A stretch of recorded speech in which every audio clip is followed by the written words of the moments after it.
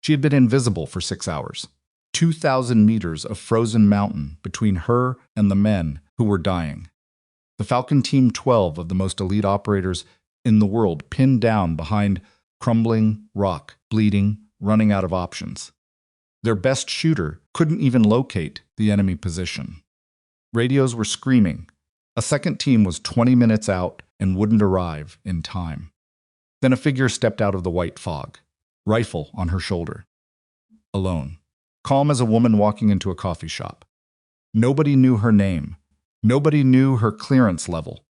Nobody knew what she was capable of. They were about to find out.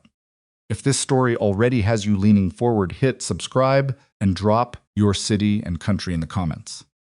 I want to see exactly how far this story travels. Don't move. Part 1 starts right now.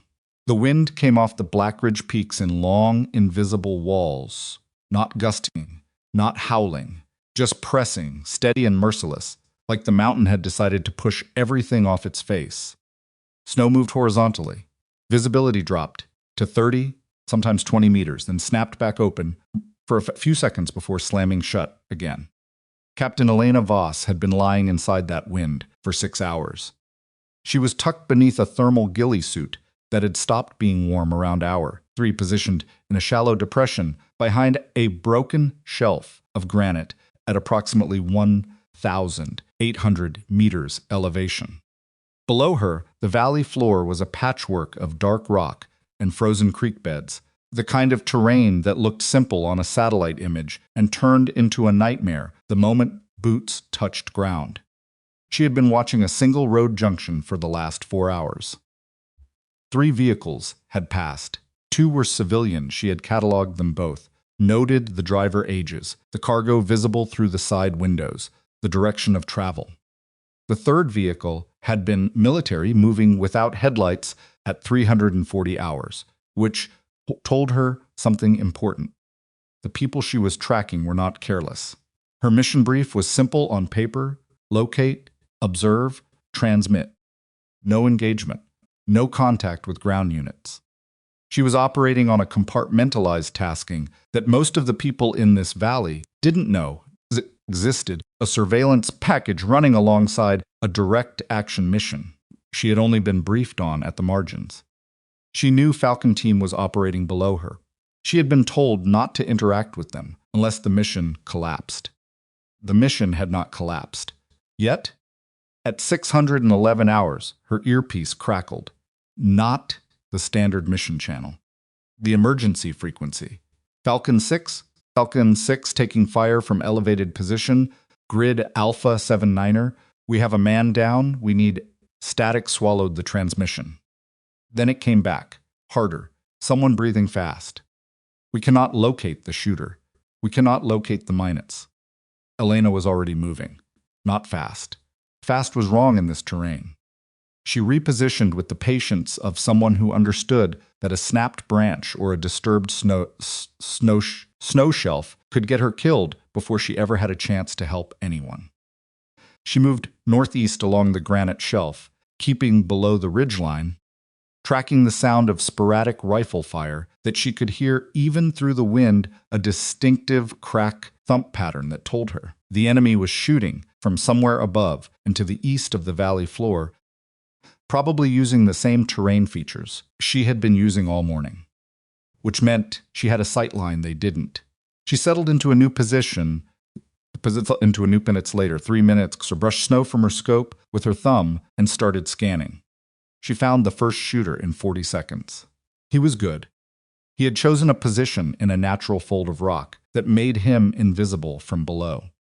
From the valley floor, looking up at an angle of approximately 40 degrees, there was nothing to see, just gray rock and white snow and gray sky. But from Elena's position, slightly above and to the north, the fold of rock opened like a parenthesis, and she could see the end of a rifle barrel, a booted foot, and the edge of a tactical vest. She ranged him, 1,940 meters.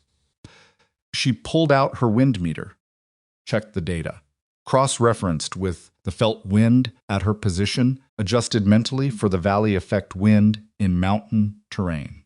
Almost never traveled in a straight line, It funneled and bent and bounced off rock faces in ways that made standard calculations useless. She had learned this the hard way, years ago, in a different country, in a different life. She had spent 10 minutes on a shot and still missed by 8 inches because she hadn't accounted for a secondary eddy behind a ridge line she couldn't see. She was not going to miss today, but she was also not going to engage without authority. She keyed her radio, the mission channel, not the emergency frequency, because she was not part of Falcon Team's command structure, and she was not going to pretend otherwise. Control, this is Overwatch November. I have eyes on the shooter engaging Falcon element. I am in position. Requesting engagement authority. Silence. The emergency frequency was still screaming. Another voice now calmer, commanding, someone who had taken over the radio from whoever had been panicking. We need suppression on that ridge. We are pinned. Reeves is hit. We need... Her control channel stayed quiet. Elena waited 4 seconds. Counted them. Then she switched frequencies, took a breath, and stood up. She came down off the shelf and into the open ground above the valley in a controlled walk, not running, not skulking, just walking, rifle held at a neutral carry position, the way someone walks something when they have decided something and are done arguing with themselves about it. The Falcon team had pulled back behind a cluster of boulders, roughly the size of a small house, the kind of geological accident that had probably saved their lives. She could see them now without Optics 7, 8 figures in dark kit, pressed tight against rock. A couple of them watching the ridgeline with their rifles up, and their bodies twisted into positions that told her they were scared and angry and trying not to show it. One of them saw her. He shoved the man next to him. Within 4 seconds, 4 rough rifles were pointed in her direction. Elena stopped walking, raised her left hand, kept her right on the rifle, not gripping, just resting. Don't shoot. I'm on your side. Nobody lowered their weapon.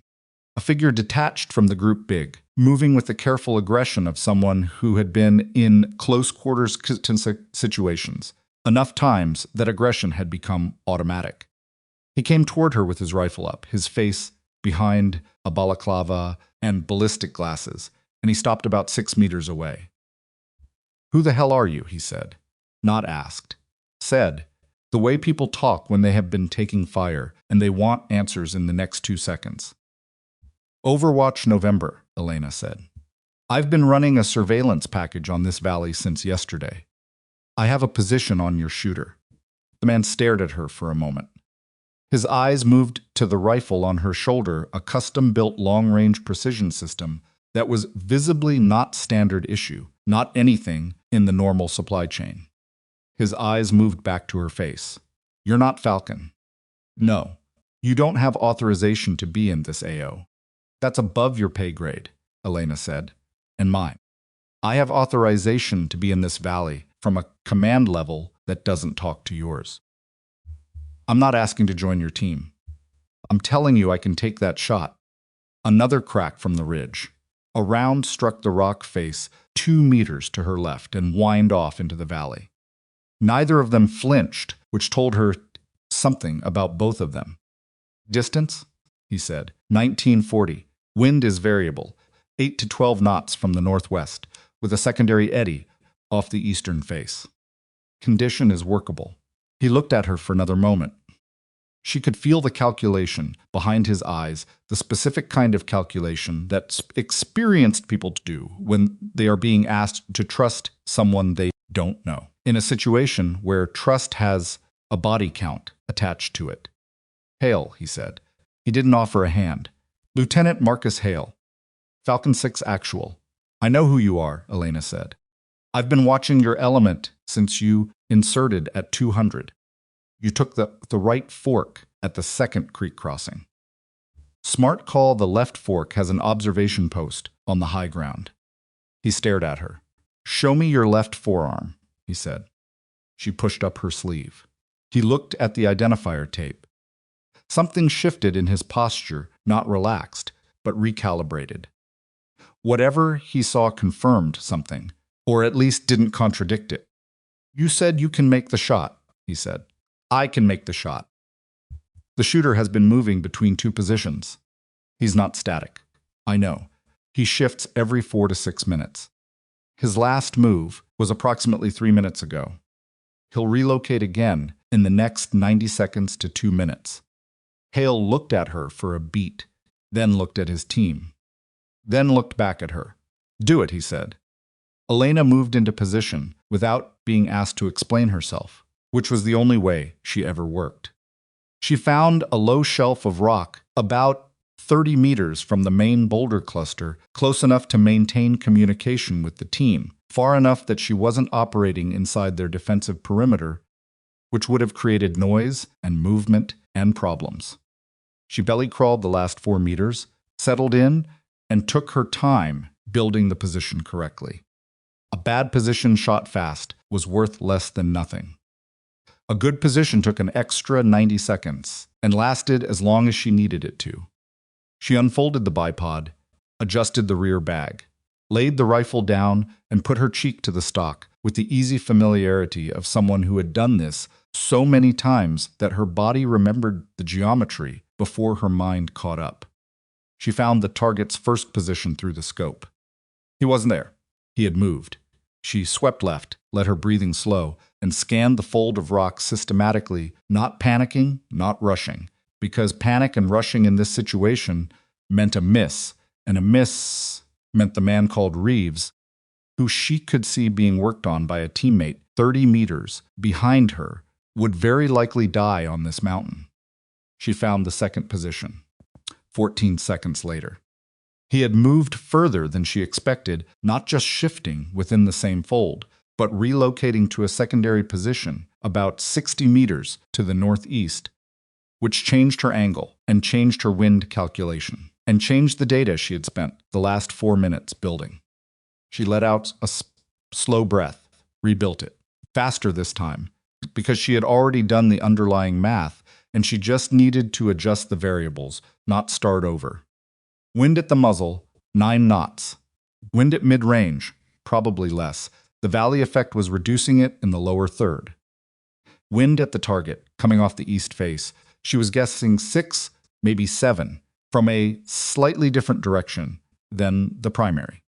She dialed in the corrections.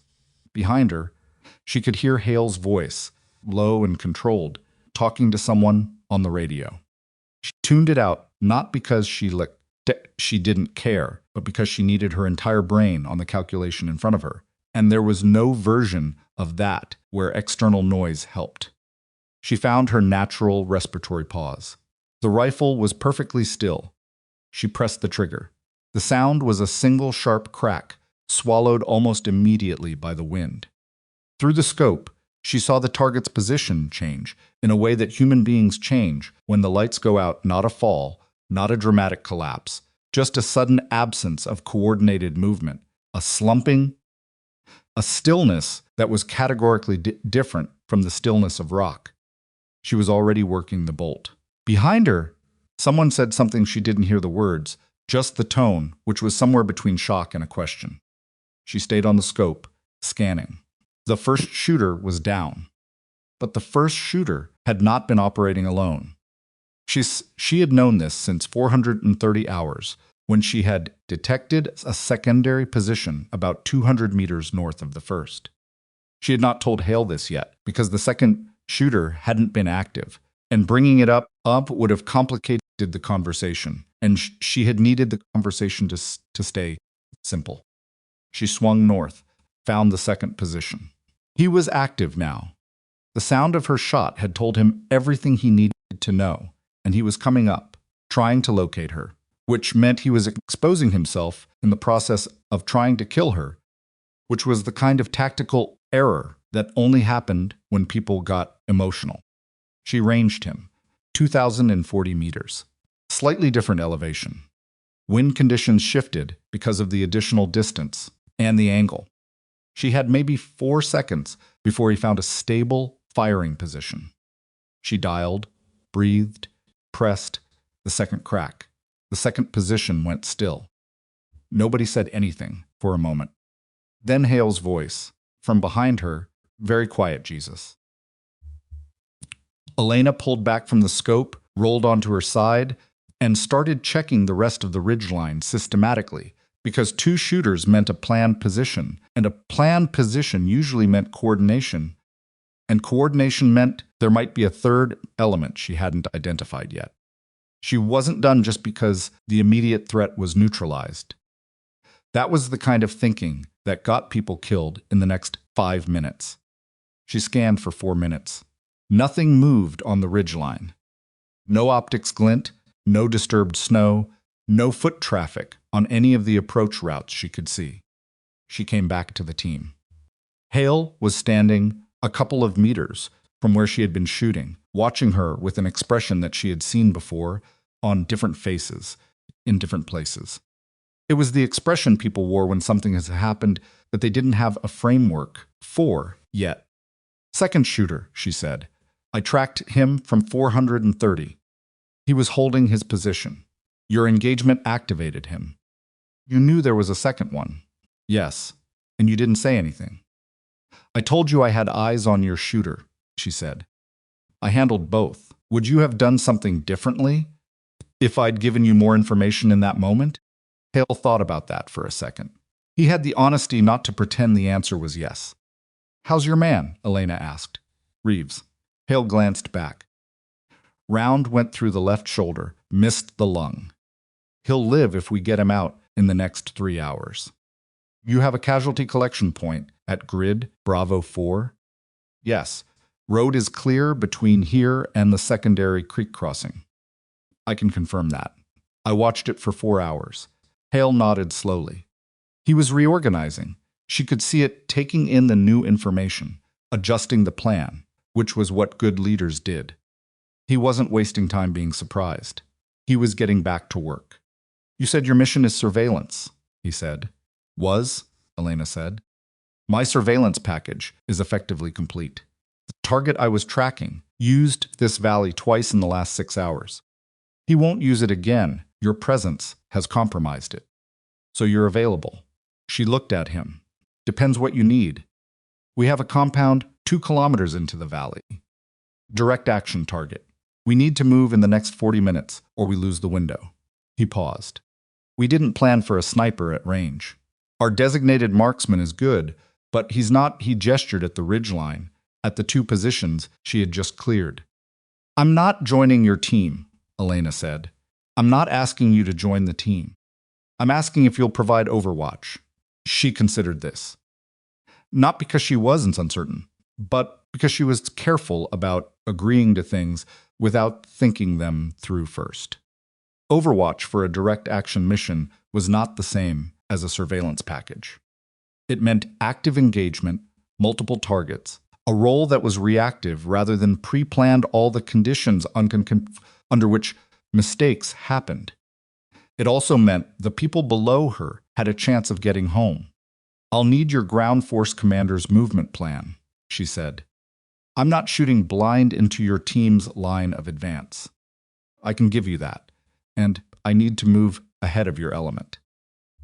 I have to select my own position. I'm not shooting from somewhere you choose." "Understood." And Hale. She looked at him directly. "I don't take orders from anyone in the field, not because I'm arrogant. Because the decisions I make are based on what I can see through my scope, and by the time you radio me a command, the situation has already changed. I'll communicate everything I see, but I cannot be managed from below." He looked at her for a long moment. "Fair enough," he said. She almost said something about how most people didn't say that. She didn't. It wasn't relevant, and they both had work to do. She moved out ahead of Falcon Team by 12 minutes, enough time to find a position, settle in, and start building a picture of what was waiting at the compound before the ground element was close enough to be seen. The valley compressed as she moved deeper into it, the walls closing in and the terrain getting messier. More loose rock, more places for people to hide, more angles that couldn't be covered from a single position. She didn't like valleys. She had always preferred ridgelines, high ground, the kind of terrain where she could see everything be seen by nothing. But the compound sat in a natural bowl at the valley's far end, and high ground around it was limited. She had to choose between a position that gave her better coverage and a position that was more sustainable. She chose coverage. She could worry about sustainability later. Sexy, 3 buildings. The compound itself was 3C them now, through her scope, dark structures against the gray mountain backdrop, probably stone construction with metal roofing. The kind of thing that had been built here for practical reasons and then repurposed for reasons that had nothing to do with practicality. 2 visible access points. A perimeter that someone had thought about, but not thought about. Hard enough there were gaps in the coverage, angles that weren't being watched, and she had found 2 of them in the first 3 minutes of observation. She keyed her radio. Overwatch November, I have eyes on the compound. 2 access points confirmed. I count 4 personnel on perimeter east side, 2 positions, roughly 60 meters apart.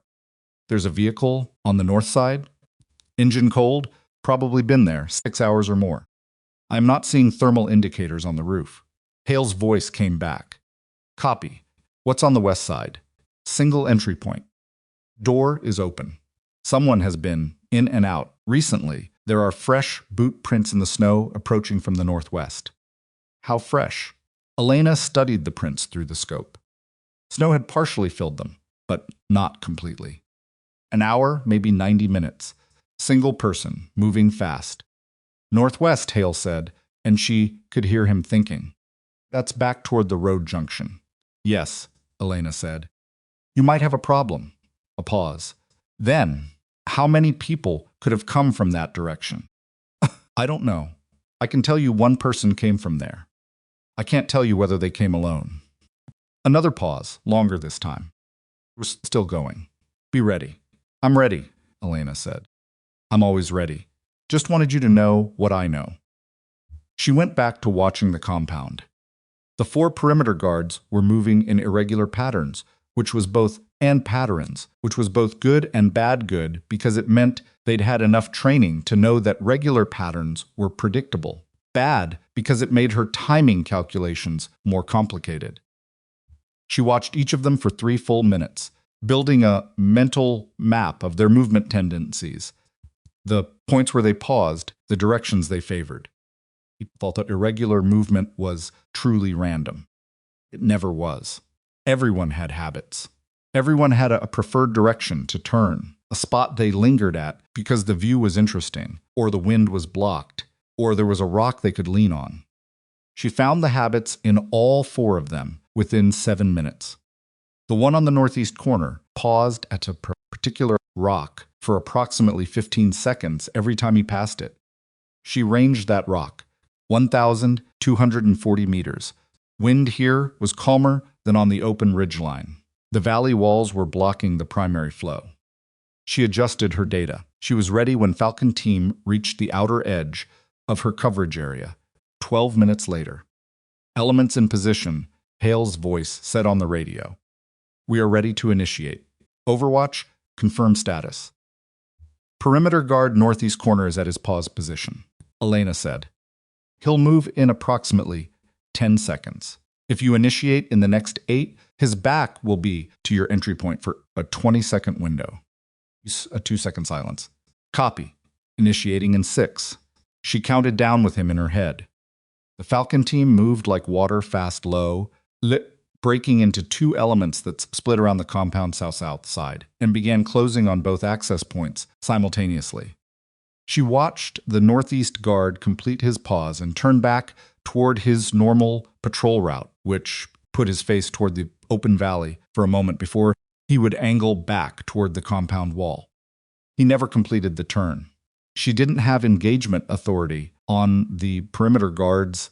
They hadn't gotten that far in the conversation. She kept her finger off the trigger and watched the ground element work. They were good. They moved without unnecessary sound, communicated with hand signals when they could, covered each other's angles without being told. She watched 2 of them flow through the western entry point and disappear into the building before the guard on that side had come around the corner. Then something went wrong. The guard on the south side, the one she had profiled, as the most experienced, the one who moved with the most discipline, stopped moving. Not because someone had signaled him, not because he had seen anything obvious. He stopped because something had registered in some peripheral way, something below the threshold of conscious recognition. But his body had noticed anyway. He was standing very still, looking toward the western entry point. Elena watched him. He was going to raise his weapon. She could see it in the way he was standing the weight shift, the slight turn of his torso, his hand already moving toward his radio. She keyed her radio. South perimeter. He's made you. He's raising his radio. The response was instant. One of the Falcon operators, who had been holding on the south side, came out of shadow in a controlled sprint, crossed the distance in 4 seconds, and the guard went down without a sound. But the radio was already in his hand. Elena saw the guard's thumb hit the transmit button before he went down. She couldn't know if the transmission had connected. She couldn't know if anyone inside the building had heard it.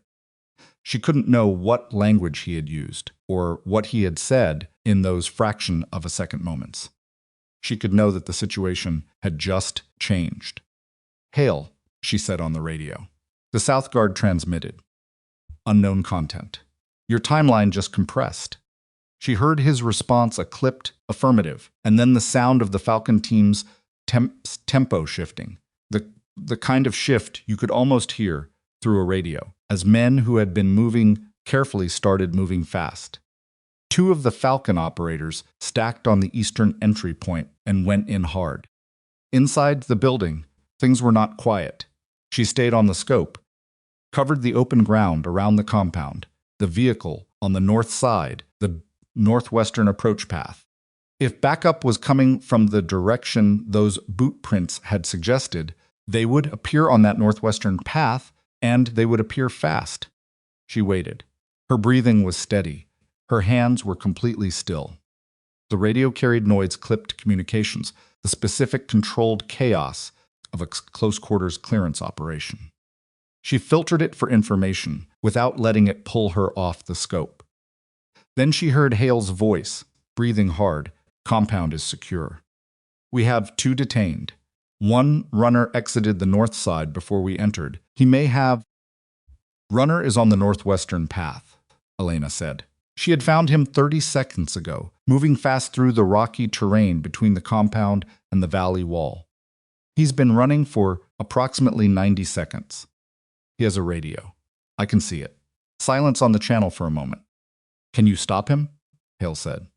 Elena watched the runner, not young, moving with the urgency of someone who had a specific destination in mind rather than someone who was just fleeing. He had a purpose. He was going somewhere. "I can stop him," she said.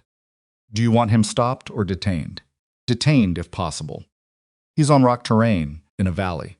There's no way to detain him from here." A pause. Stopped then. She tracked him for 2 more seconds, waiting for a moment when he transitioned from moving rock to moving in the open between 2 boulders, a gap she had identified, where she had the cleanest shot. He entered the gap. She pressed the trigger. He went down in the gap. The radio he had been carrying skittered across the rock and came to rest against a stone. She could see it through the scope. Could not tell if he had transmitted. Could not tell if anyone on the other end had heard whatever he might have said. She swept the northwestern approach for another 3 minutes. Nothing came out of the valley in response. When Hale came out of the compound and stood in the open ground outside the eastern entry point, he looked up toward her position. She was above him and to the right, but she knew he couldn't see her, could only approximate her location from the sound of the shots. He raised a fist. She didn't respond.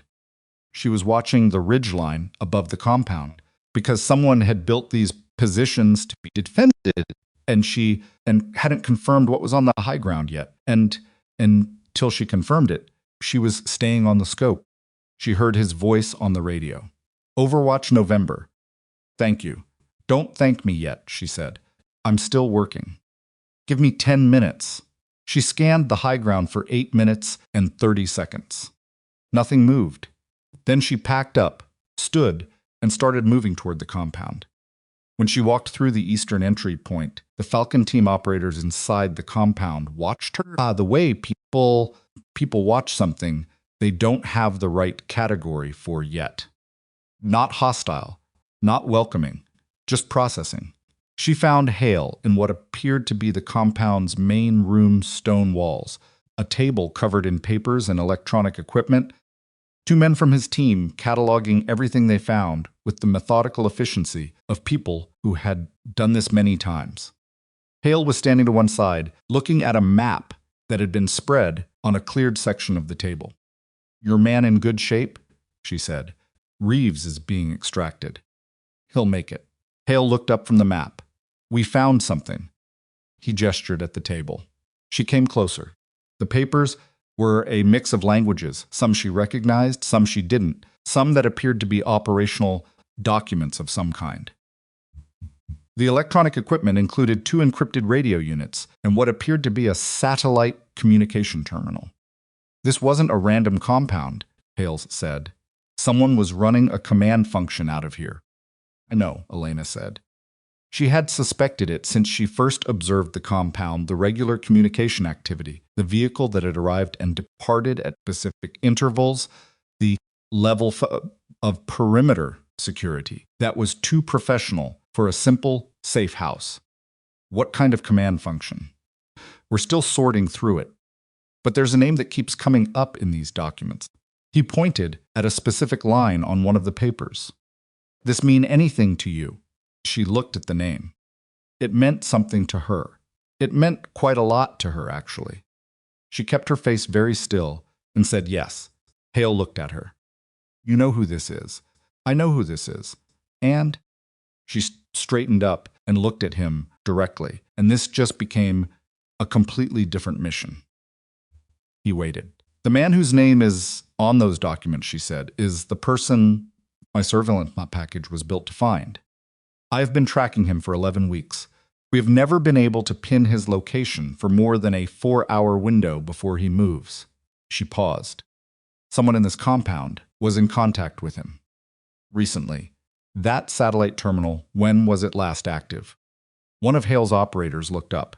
Heat signature on the components suggests it was active within the last 2 hours. Elena looked at the terminal, looked at the map, looked at the northwestern approach path through the compound's small window. The runner, the boot prints in the snow. "He was here," she said. "Or someone who reports to him directly was here, and now they know this compound has been hit." Hale was quiet for a moment. "So he's running.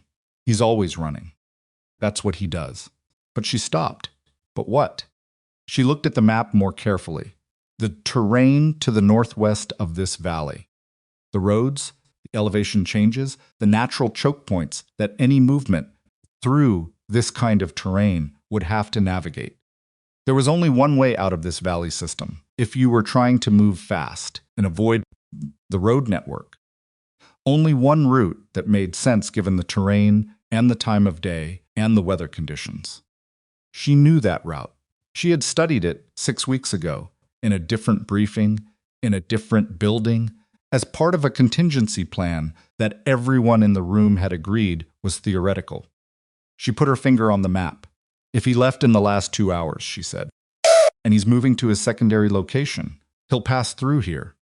Hale looked at the map, at her finger, at the terrain she was indicating. "That's almost 30 kilometers from here," he said. 28. "In this terrain moving fast, he'll reach that point in approximately," she checked her watch, 4 to 5 hours.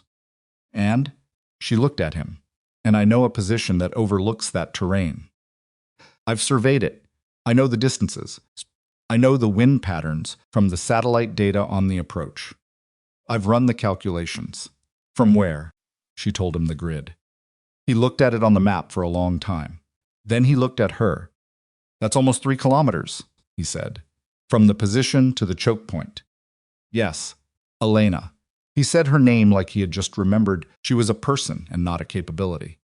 "Nobody makes that shot." She looked at him steadily. "That's what they said about the last 2, she said. The radio on Hale's vest crackled. A voice she hadn't heard before, someone calling from further up the chain. Someone whose voice carried the specific weight of authority that came from being far away from the danger and very close to the decisions. Falcon 6, this is Task Force 7 Actual. We have a possible HVT movement in your area. We need all available assets on the northern approach corridor immediately. This is a priority 1 tasking. Hale looked at Elena.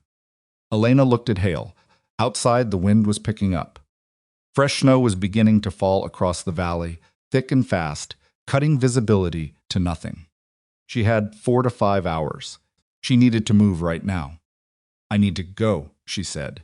She picked up her rifle and walked toward the door.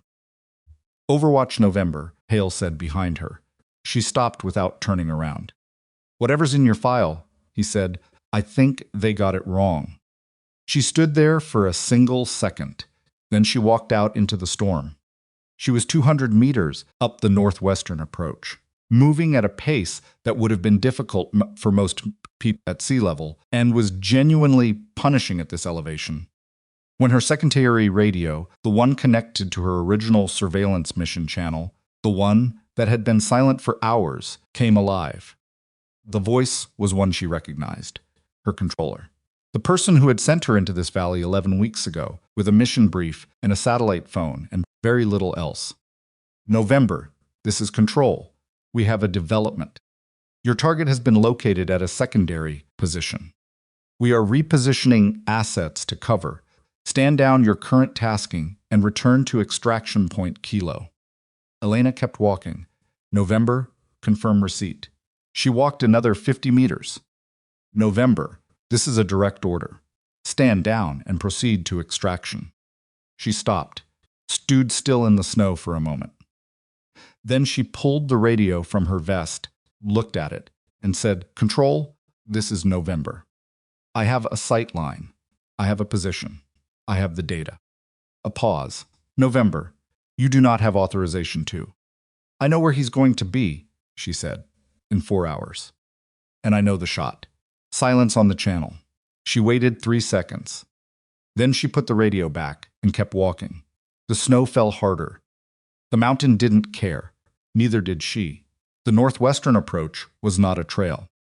It was a suggestion, a line of slightly less impossible terrain, threading between granite walls that rose on both sides like the mountain was trying to close its fist.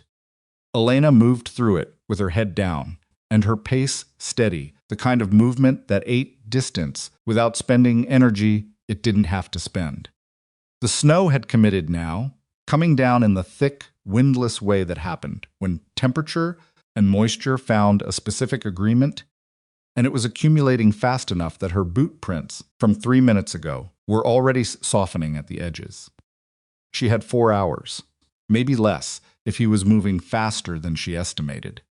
Maybe more if the weather slowed him down the way it was slowing her down. She was running calculations in the back of her mind the way other people ran background music constant, mostly unconscious, surfacing only when a number changed. The position she was moving toward was a granite shelf at 200 meters two's elevation on the northern face of a peak the maps called Black Ridge 7. She had surveyed it 6 weeks ago from satellite imagery and 2 weeks ago from ground-level photographs who hadn't known what a different operative who hadn't what he was photographing or why.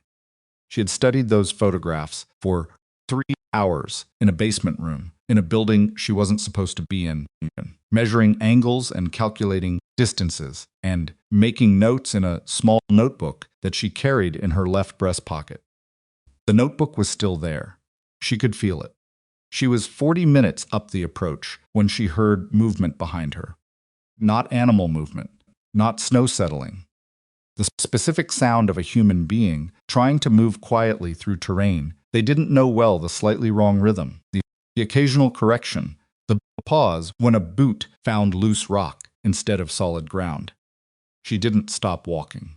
She slowed by about 10%, enough to let the sound behind her develop, enough to start building a picture without giving away that she'd heard anything. 2 people, maybe 3. Moving with some discipline, but not enough they were keeping noise low, but not managing their silhouette against the skyline. And when she found a natural left bend in the approach that gave her a momentary view back down the route she'd come from, she caught the shape of two figures against the white slope below. Falcon operators. She recognized the kit.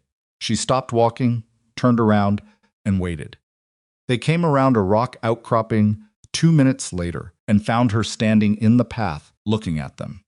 The one in front shorter, stockier, moving with the rolling gait of someone who had been doing this long enough that the terrain was automatic stopped about 10 meters away.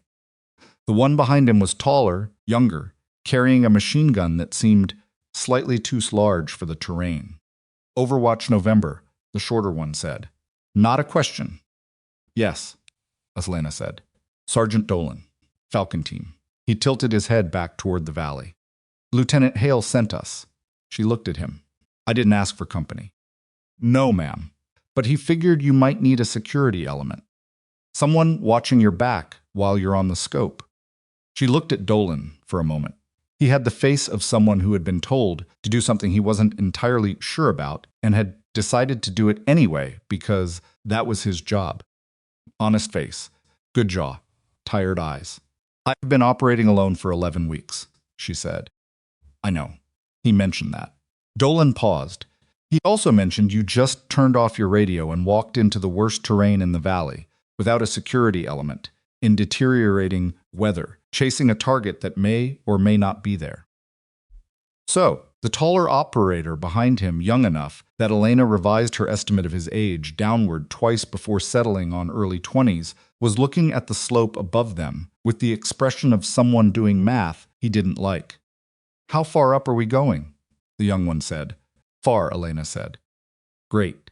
She turned and kept walking. After a moment, she heard them fall in behind her.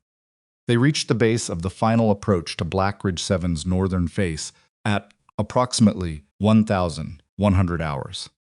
The snow had not let up. Visibility was somewhere between 30 and 50 meters depending on which direction you were looking, and the wind had returned not the pressing wall from the valley floor, but a sharper, colder thing that came off the peak in intermittent blasts, the kind of wind that found gaps in clothing and equipment and exploited them. Dolan pulled up beside her as she stopped to check her compass and orient against the terrain features she had memorized from the photographs. You've been here before, he said. It wasn't quite a question. I've studied it. That's not the same thing. No, she agreed. It's not. She found the feature she was looking for, a specific rock formation that appeared in 2 of the photographs, a doubled peak of granite that looked like a broken tooth against the skyline. From that formation, the shelf she needed was approximately 300 meters northeast at a bearing of 47 degrees. She had memorized the bearing the way she had memorized everything useful, not by writing it down and reading it back, but by closing her eyes and rebuilding the image until it was structural, until it lived in her head the way rooms in a childhood house lived in your head, available without effort. She started moving northeast. What's the target distance? Dolan said, keeping pace. From the shelf to the choke point, approximately 2,780 meters. He was quiet for a moment. You said approximately, he said. I don't have a laser range to choke point from the shelf. I calculated from satellite imagery and the ground photographs. Margin of error is probably plus or minus 40 meters. That's a significant margin at that distance. Yes. Another silence. Sst. The young operator, she still didn't know his name, had moved up on her other side, and she could feel him listening without looking like he was listening. Have you made a shot at that distance before? Dolan said. She kept her eyes on the terrain. Why? Because I'd like to know what I'm securing. Fair enough. She considered how to answer it honestly, without giving him more than he needed. Not at that distance, she said. Not exactly. He processed this. What's the farthest you've shot? Farther than this. He looked at her. She could feel it even though she wasn't looking at him. That doesn't add up, he said. I know. She paused to navigate around a section of terrain where the snow was covering what her foot was telling her was a steep drop. She went 3 steps wide, confirmed the ground was solid, and continued. The circumstances are different. Distance isn't the only variable. What are the other variables? Weather, target behavior, position quality, whether I've actually surveyed the ground or I'm working from photographs. She paused. Right now, 2 of those 4 are suboptimal. Dolan was quiet for a moment. So you might miss, yes. And if you miss, we've climbed 2,000 meters in a blizzard for nothing, and the target walks. Yes. The young operator made a sound that might have been a laugh or might have been the wind. What's your name? Elena said, not looking at him. Kowalski, he said. Private First Class Danny Kowalski. How long in the unit? 8 months. She nodded. You're going to have a bad day, either way. Might as well see something interesting. Kowalski considered this.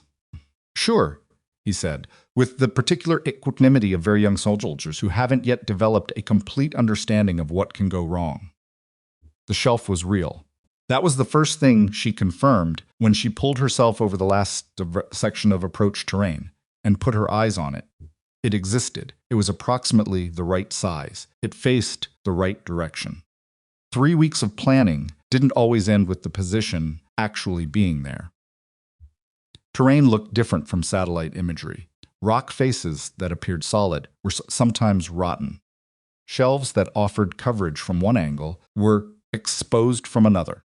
This one was solid. She tested it by putting her weight on the forward edge and shifting hard. Nothing moved. The second thing she confirmed was the sight line.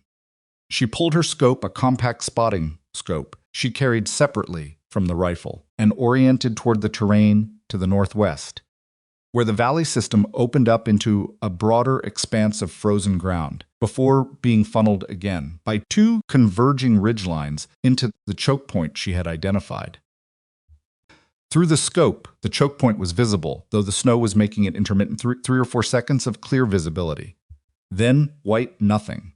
Then clarity again as the snow shifted. She ranged the choke point. The ranging laser gave her 2,740 meters. She looked at the number twice. Satellite imagery had given her 2,780. The difference was within her margin of error, which told her the imagery analysis had been accurate, which was one less thing to correct for. She handed the spotting scope to Dolan. Tell me what you see at the choke point. He looked. 2 rock formations, one either side of the gap. Gap is maybe 15 meters wide. Beyond that, I can't wait. He adjusted. There's something on the eastern formation. Hard to see in this, looks like an old shelter. Stone construction. It's a shepherd's shelter, Elena said. Been there for probably 50 years. He'll stop there. If he's moving the way I think he's moving, he'll stop there for water and to communicate with his secondary location. He'll be there for approximately 10 to 20 minutes. Dolan lowered the scope. And you know this because I know how he operates. I've been tracking his movement patterns for 11 weeks. He stops at covered positions at regular intervals. He's careful, methodical. That shelter is the only covered position between here and his secondary location, and it's at the halfway point of the route. You know him. It wasn't an accusation, just an observation. The kind of observation that had weight behind it. I know his patterns, Elena said carefully. That's different. Dolan looked at her for a moment, then looked away. Right, he said, in a tone that meant he'd noted the distinction and wasn't sure he believed it. She started building her position. The process took 22 minutes. That was longer than she wanted, but the shelf bar required some work. The forward edge had a lip that would interfere with her bipod angle. And she spent 7 minutes finding and placing rocks to create a level platform that would hold stable when she fired. The wind was coming from a direction that put the peak directly at her back, which was helpful. It would deflect most of the worst gusts before they reached her position. But helpful was not the same as still. She was going to be shooting in wind that she needed to account for carefully. She set up her rear bag, adjusted the bipod width. lay behind the rifle and looked through the scope at the choke point. From this position, the gap between the two rock formations was approximately 4 meters wide in her field of view. Not much to work with, but enough. The shepherd's shelter sat partially inside the gap on the eastern side. Anyone approaching from the northwest would be visible for about 30 meters before they reached the shelter, and visible again if they continued through the gap toward the southeast. She had 2 windows, the approach and the exit. Whichever one she used depended on his timing. She checked her watch, 1,147 hours. If her estimate was right, she had somewhere between 2 hours and 15 minutes and 3 hours before he reached the choke point. She started building her data. Wind speed at the muzzle. She had a Kestrel weather meter positioned at the forward edge of the shelf, placed where it would give her readings from the primary wind direction. It was reading 6 knots, gusting to 9. But 6 knots here was not 6 knots at mid-range, and mid-range was not the terminal wind at the target. She was going to have to layer 3 different wind estimates and average them, which was the part of extreme long-range shooting that most people didn't understand. The bullet didn't travel through one wind condition for the entire flight time. It traveled through dozens of micro conditions, each one nudging it slightly, and the final aggregate of all those nudges was what mattered. Dolan's had settled into a position about 8 meters behind and to her right, which gave him a view back down the approach they had climbed and along the ridgeline to the east. Kowalski was further right, near the edge of the shelf, watching the open terrain to the north. Neither of them saying anything. They had both recognized without being told that they were in the part of this where silence was the primary contribution they could make. She appreciated that. She worked through her firing solution methodically. Elevation, correction for the altitude she was at approximately 200 meters.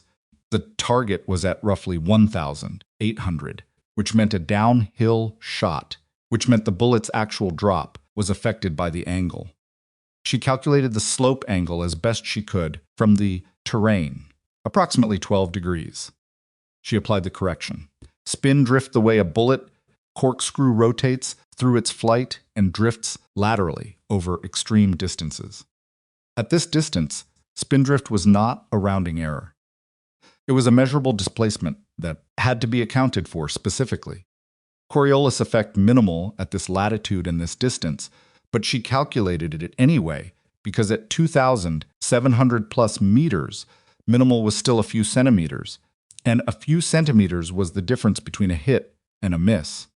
She ran through all of it and arrived at a firing solution. She dialed the turrets on her scope to match. Then she sat back and waited.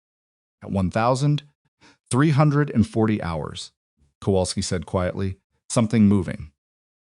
Northwest, about 800 meters. She was already on the scope. She found movement. A single figure, moving faster than she'd estimated, which meant she'd been slightly wrong about the timeline. He was not alone. There was another figure, slightly behind and to the right, moving with less confidence in the terrain, suggesting he was a local guide or a lower-tier associate rather than someone who understood mountain movement. She watched them for 3 minutes without transmitting. Building a picture, the lead figure was moving with purpose and economy, no wasted movement, no hesitation at terrain obstacles. He had done this route before, or something very like it.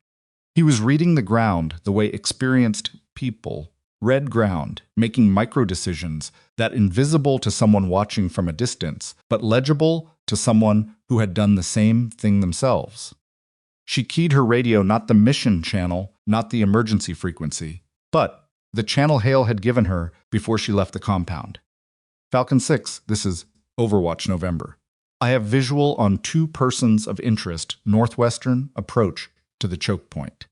ETA to the shelter, approximately 12 minutes. Confirm tasking. She waited. The radio was quiet for 6 seconds, long enough that she started running contingency thinking. Then Hale's voice, November, we have been trying to reach you for 2 hours. Control is confirmed tasking, she said again. A pause. November, Control has requested you stand down. They want. Hail. She kept her voice level. 12 minutes. Yes or no? She could hear him thinking across the radio signal.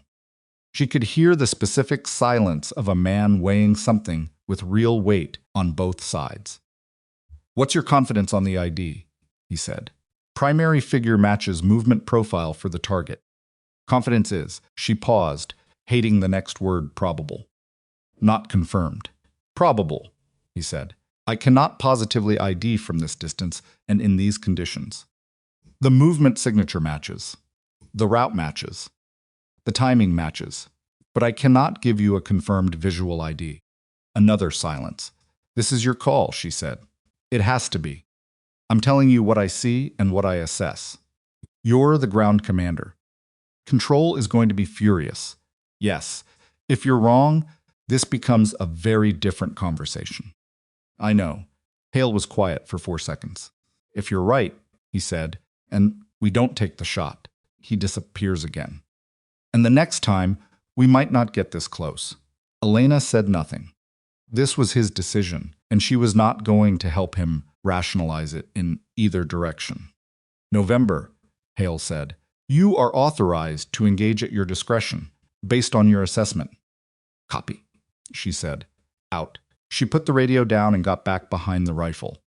The two figures reached the shepherd shelter at 1,353 hours, 3 minutes later than she'd calculated, because the snow was deeper than she'd estimated on the final approach to the gap. She watched them move into the partial cover of the shelter, the lead figure first, the second, hanging back about 5 meters outside. The lead figure pulled something from his jacket. She couldn't see what, but the motion was consistent with a radio or satellite phone. He was communicating, reporting his position, probably, telling whoever was waiting for him that he was close. She settled into the rifle. Her breathing was automatic. 6 in, hold, 3 out. The kind of breathing that became automatic after enough years of practice, not because it was comfortable, but because she had trained it in until it was structural. The wind was the problem. It had been consistent for the last hour, 6 to 8 knots from the northwest, manageable, predictable. In the last 10 minutes, it had begun shifting. Not dramatically, but enough. The gusts were coming from a slightly different direction, and the gaps between gusts were shortening, gaps between gusts shortening, which made reading the wind harder because she needed the gaps. She needed a moment of relative stability to fire. She waited. The lead figure was still at the shelter. He had been there for 6 minutes. That was within her window. A gust came in hard from the northwest, rattling the surface snow off the shelf in a thin sheet. She rode it out, eyes on the scope, finger off the trigger. The gust died. 3 seconds of relative stillness. The lead figure stepped out of the shelter and turned southeast, toward the gap between the rock formation, toward the exit window, which put him in the open, facing toward her, and gave her an angle that was slightly better than the approach shot would have been. She pressed the trigger. The rifle moved. The sound was enormous and immediate at this altitude. In the relative stillness after the gust, there was nothing to absorb it. It went out across the mountain in every direction. She worked the bolt without lifting her eye from the scope. Found the figure through the glass. He was down. Not ambiguously down. Down in the specific way that was final. A collapse that had no recovery in it. The sextant figure, the guide had flattened against the rock. He was looking in every direction, trying to find the source of the shot, which was understandable and useless at this distance. There was nothing for him to find. She was invisible to him. She watched him for 40 seconds. He stood up, looked at the figure on the ground for a moment. Then he turned northwest and ran back the way he had come, moving fast and not looking back. She let him run. She stayed on the scope for 3 more minutes, scanning the terrain around the choke point. Nobody else appeared. The figure on the ground did not move. She pulled back from the rifle. Her hands were shaking slightly.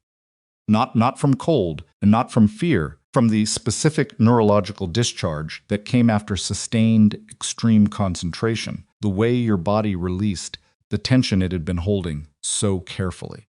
She pressed her palms flat against the rock for a moment, let the shaking happen, and it passed in about 30 seconds. Dolan was beside her. She hadn't heard him move. "Hit?" he said. Yes. He nodded, looked toward the choke point, which was invisible in the snow and the distance. "You need to confirm the ID." "I know." She picked up her radio. "Falcon 6, this is Overwatch November. Shot fired. One person of interest down at the choke point. Second person fled northwest. I need a ground element at the choke point to confirm ID. Be advised, the guide who fled is mobile and likely has comms." Hale's response was immediate. "Copy. We have elements that can reach the choke point in approximately 60 minutes. Sit tight." "Copy." She set the radio down and started breaking down her position, not completely, just enough to reduce her signature. She pulled the bipod back from the forward edge of the shelf, repositioned the rear bag, kept the rifle accessible but no longer deployed. Then she sat with her back against the granite and looked at the snow falling across the valley below. Dolan sat down a few meters away. He didn't say anything for a while, which she appreciated. Kowalski came over from his position and crouched nearby. He looked like he was processing something. Was that he started? "I don't know yet," Elena said. "I need confirmation." "But you think so?" She looked at him. He was 22, maybe 23, and he had just watched someone get shot from a distance that he probably couldn't fully conceptualize yet, and he was trying to figure out what that meant. "Yes," she said, "I think so." He nodded slowly.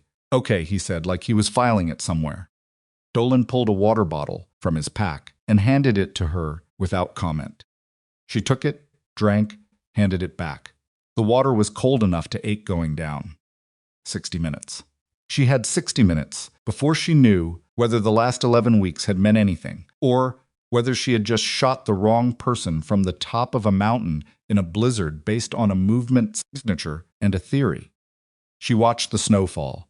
The wind came back, harder than before, pushing against the granite and rising over the shelf, in a sound like something being torn.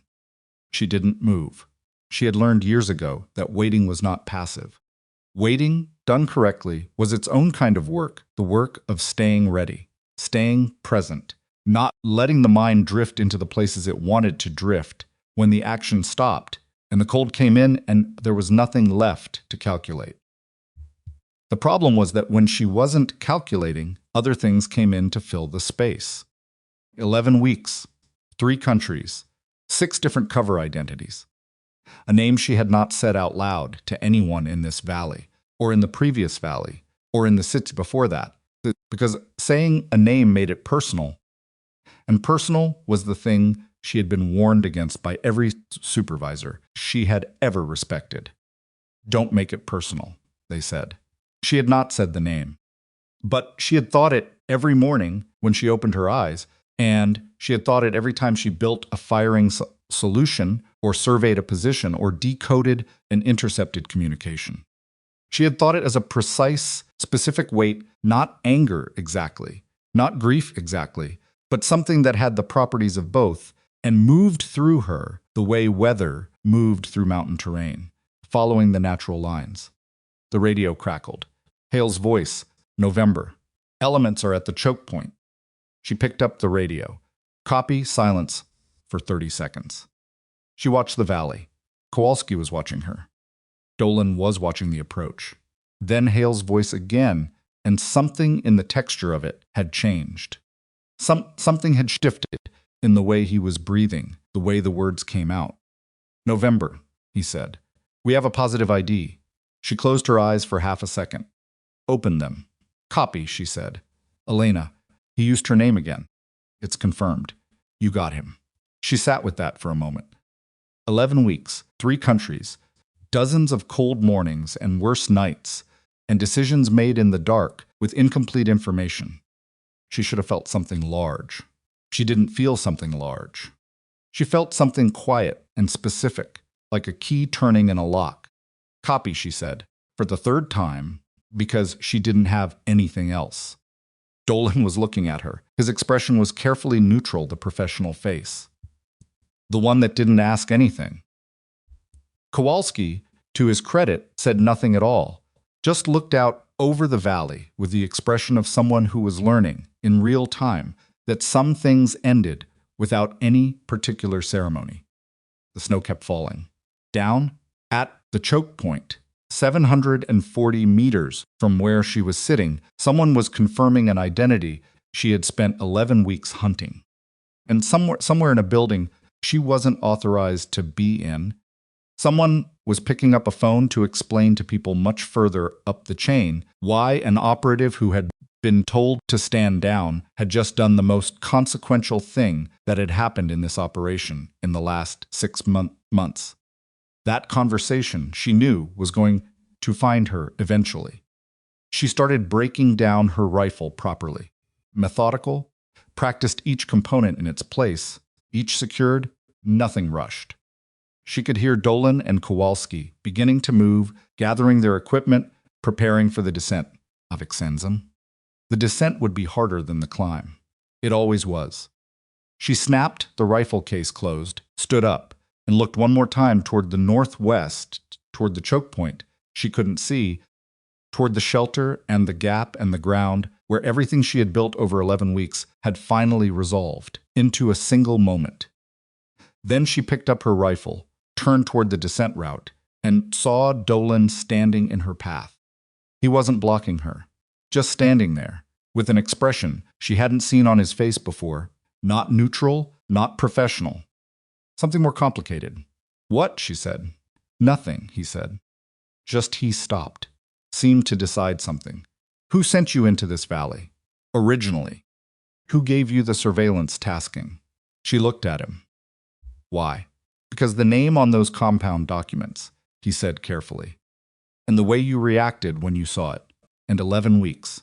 He paused. I've been doing this long enough to know when a mission is professional and when it's both.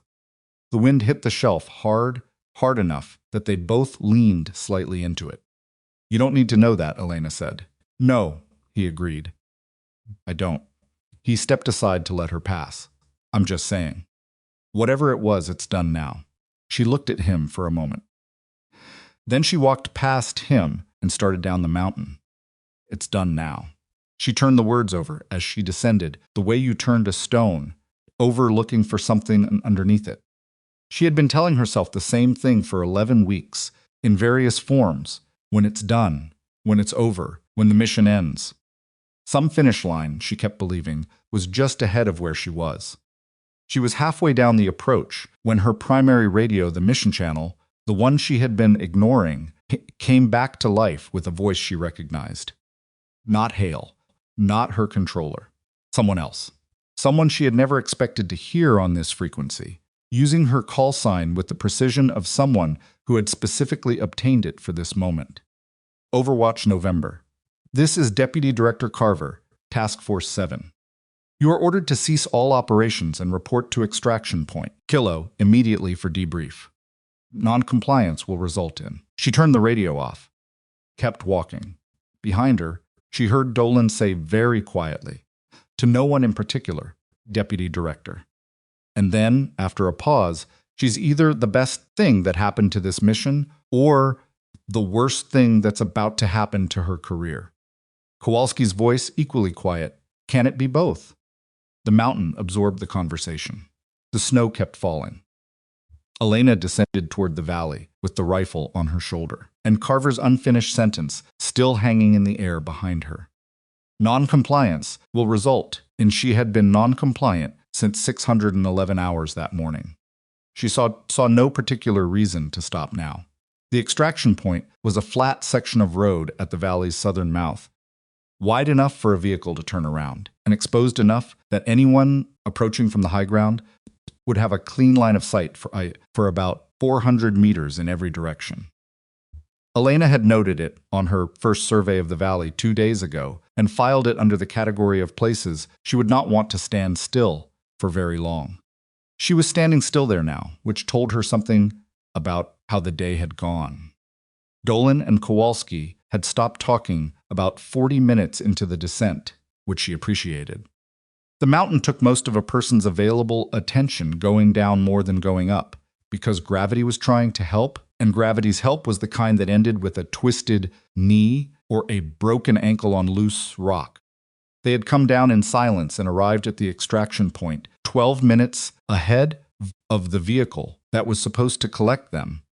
And in those 12 minutes, Elena had stood at the edge of the road with the rifle across her back and watched the valley above her and thought about Deputy Director Carver. She had met Carver once, 3 years ago, in a building in a city she was not going to think about right now.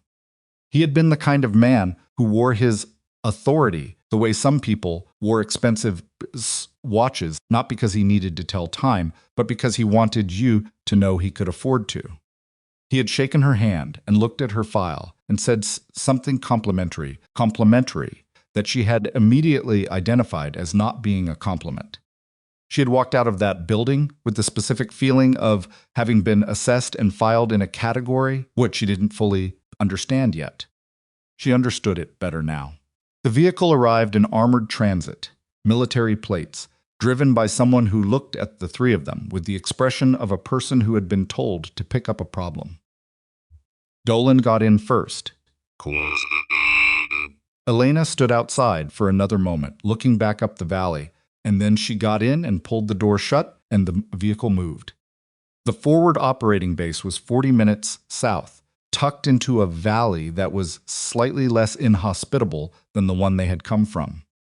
3 prefabricated buildings surrounded by vehicle berms and wire, the kind of installation that looked temporary from a distance and permanent, up close the layer of accumulated equipment and habit that any military position developed the moment it stopped being emergency and started being routine. The vehicle stopped at the main building. A man she didn't recognize was waiting outside in the cold without a coat, which told her either that he had come out recently or that he wanted to make a point. He was mid-40s, compact, the kind of face that looked like it had made a lot of decisions and was comfortable making more. He had no visible rank insignia, which, in her experience, meant his rank was high enough that the insignia was unnecessary. "Captain Voss," he said. "Yes," she said. "I'm Colonel Garrett. Task Force 7. He didn't offer a hand. We need to talk." I assumed. He held the door for her, which was either courtesy or the specific kind of courtesy that was actually control. She went inside. The room they put her in was not a detention room.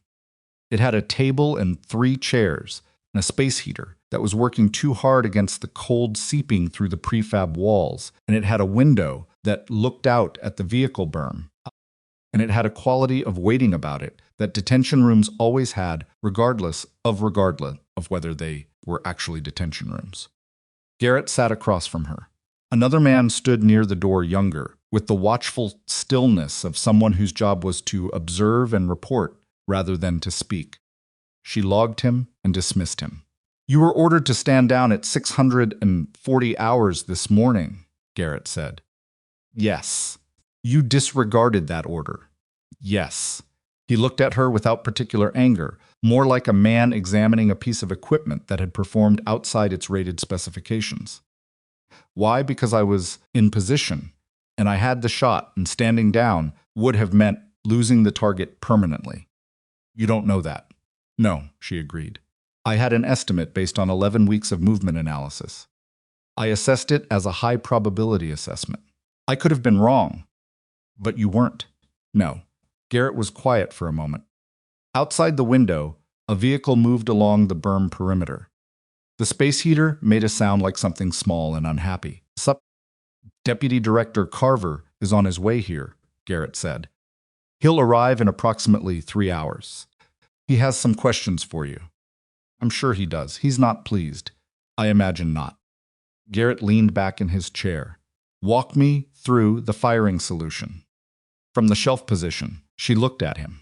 The shift in subject was deliberate. He was moving from the compliance conversation to the technical conversation, which told her he was personally more interested in the second one. She decided to meet him there. 2,000 740 meters, confirmed with laser ranging. Satellite imagery had given me 2,780 difference, was within margin of error, which confirmed the imagery analysis was reliable. Elevation differential of approximately 400 meters, downhill shot, slope angle 12 degrees. Wind layered 6 to 9 knots at the muzzle, lower in the valley mid-range due to terrain shielding, and I estimated terminal wind at the target based on the gap geometry. The gap geometry, he said. The choke point is a 15-meter gap between two rock formations. Wind behavior through a gap like that is influenced by the formation shape and the approach angle of the primary wind. I'd estimated 6 knots from a westerly component at the target. Actual conditions indicated the estimate was approximately correct, maybe 7.5. And you corrected for spindrift. Yes, and Coriolis. At that distance, they're both meaningful. He looked at her steadily. That shot has never been confirmed in a field engagement. Not in this environment, not in these conditions. It has now, she said, and heard how flat it sounded, and didn't try to fix it. Garrett studied her for a long moment. She couldn't fully read his expression. It wasn't admiration exactly, and it wasn't disapproval exactly. It was something more like the expression of someone who had been handed an answer they'd been looking for, and found that the answer came with complications they hadn't budgeted for. Your file, he said. The unclassified portions. I know what's in my file. Tell me anyway. She looked at him. Why? Because Carver is going to use the classified portions against you in 3 hours, and I'd like to know what the full picture looks like before he gets here. It was a reasonable thing to say. It was also possibly a manipulation. She turned it over for a moment and decided that even if it was a manipulation, the content of what she would say was the same. I qualified as a precision shooter at 19, she said. Top of my cohort by a margin that apparently caused some administrative concern because nobody knew what category to put me in. I was moved to a specialized unit at 21. I spent 4 years doing what I was doing in this Valley surveillance and targeted engagement before I was transferred to the classified program that assigned me this mission. And the mission was personal, Garrett said. The room went very still.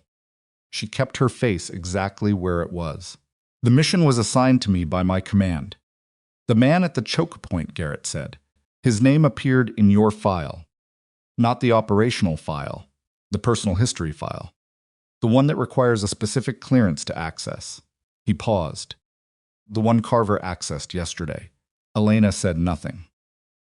I'm not accusing you of anything, Garrett said. I'm telling you what Carver is going to walk in here with. He's going to say, you ran an unauthorized personal operation under the cover of a sanctioned surveillance mission. He's going to say the shot you took today was not a mission-sanctioned engagement but a private act, and that the confirmation of a high-value target is incidental to your actual motivation. And what do you think? She said. He was quiet for a moment. I think the target is confirmed dead. I think the intelligence gathered at the compound is significant. I think what happened in that valley today, by any operational metric, is a success. He paused. And I think none of that matters to Carver, because what he's actually concerned about is that you operated outside his authority, and Carver has never forgiven anyone for that. She looked at him. Why are you telling me this? Because you deserve to know what you're walking into. He stood up. I'll get you something warm to drink. Carver will be here in 3 hours. He went to the door. Colonel, she said. He stopped. The personal history file, she said. What exactly does it say? Garrett looked at her for a moment. It says that 18 months ago, a surveillance operative in a different theater lost a partner in an engagement. That the partner's death was attributed to actionable intelligence that was not acted in time because the authorization chain was too slow. That the operative requested reassignment to a mission that would address the source of that intelligence failure directly. He paused. And that the request was approved by a command level that is now very interested in not having approved it. He walked out and closed the door. Elena sat with that for a moment. The space heater ground away at the cold. The window showed the berm, and nothing past it. 18 months. She had been counting different things for 18 months, in the margins of different notebooks, in the calculations that occupied the back of her mind during the intervals between action. She had not thought of it as grief, because grief was the wrong word. Grief was for things that were finished. And for 18 months, nothing had been finished. It was finished now. She wasn't sure yet what that felt like. Hale found her 40 minutes later, in the corridor outside the room, where she had gone to stand because the space heater's noise was making her head ache. He looked different in the base lighting than he had on the mountain older, somehow. Or maybe just more complete. The balaclava and the ballistic glasses were gone. He had a square face and eyes that were darker than she'd expected, and a cut along his jawline that had been taped and was going to leave a mark. "You're not supposed to be talking to me," she said. "Probably not," he agreed. He leaned against the corridor wall and crossed his arms. "Reeves is going to be okay. They confirmed it an hour ago. Surgery went fine." "Good," she said. "He wants to know who took those first 2 shots. The ones that got the sniper off our backs. He doesn't need to know that." "I know. I told him there was an Overwatch element he wasn't briefed on." "He's going to keep asking." Hale paused. "He's the type." She almost smiled. "Not quite. Garrett talked to you," Hale said. "It wasn't a question, yes. And Carver is going to try to take apart what happened in that valley and reconstruct it as a conduct violation." Hale nodded slowly. He might succeed. Carver has a history of getting what he wants from review boards. He was quiet for a moment. "You know what the problem is?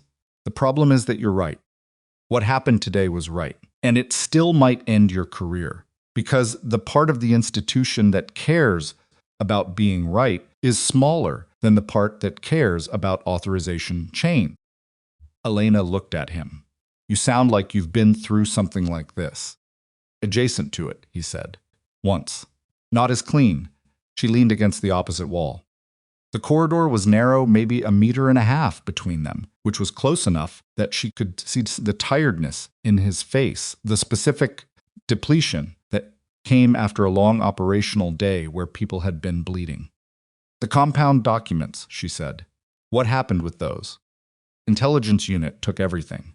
Satellite terminal, radios, paper documents. They've been transmitting package summaries up the chain since 1,400 hours. He paused. "Some of what was in there is significant operational planning documents. Contact lists. Location data for 2 other compounds that nobody knew existed." He looked at her. "The intelligence from today's operation is, by every measure, significant. Carver will say that's separate from my conduct." "Yes, because it is separate, technically, but it changes the political weight of the conversation." He uncrossed his arms. "You should eat something. There's food in the main room, and you've been on that mountain for how long?" She thought about it. "Since approximately 100 hours. Then eat something. You have time before Carver arrives." She pushed off the wall. "Hale." He stopped. "The document with the name on it," she said. "From the compound. Who else saw it? Before your team secured the intelligence package." He looked at her steadily. "Why?" "Because Carver knowing about the personal history file means someone fed him that information quickly. Someone who knew to look for a connection between me and the target. Which means someone knew the connection existed before today." Hale was quiet for a long moment. Long enough that the answer to her question became clear, without him saying anything.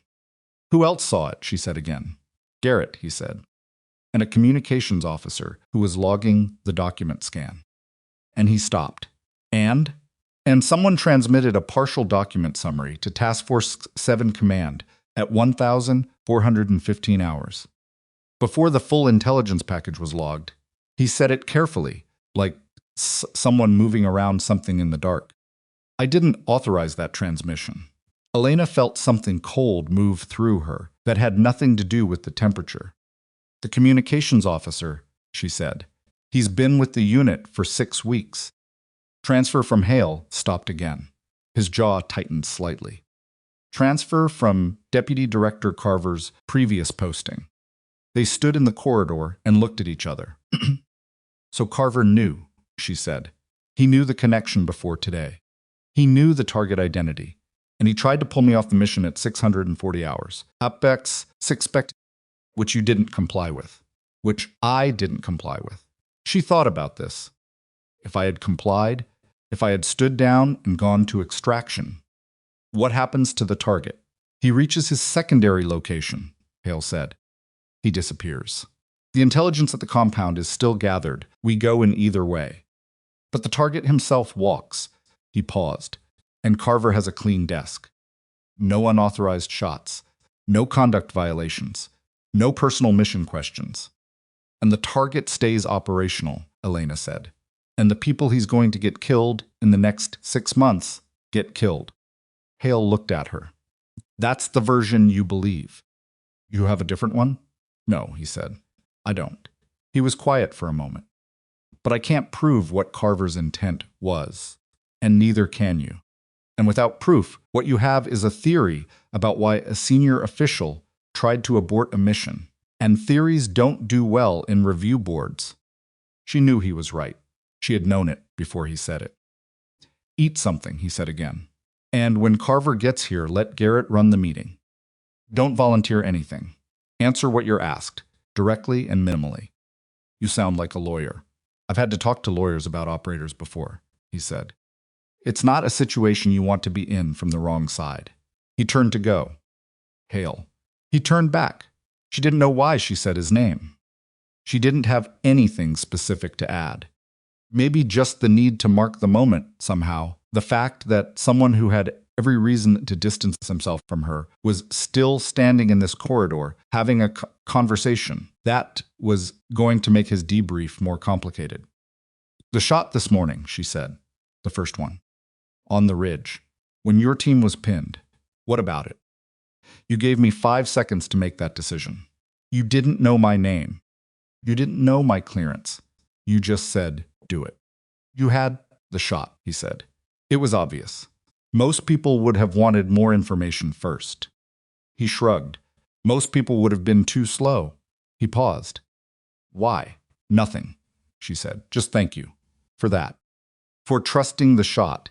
He looked at her for a moment, with an expression she couldn't fully categorize. Not quite warmth, not quite professional courtesy, but somewhere between the two, in the territory that existed, when people had been through something genuinely hard together. Thank me when Carver's done with you, he said. And you're still in a position to be thanked. He walked down the corridor and turned the corner, and was gone.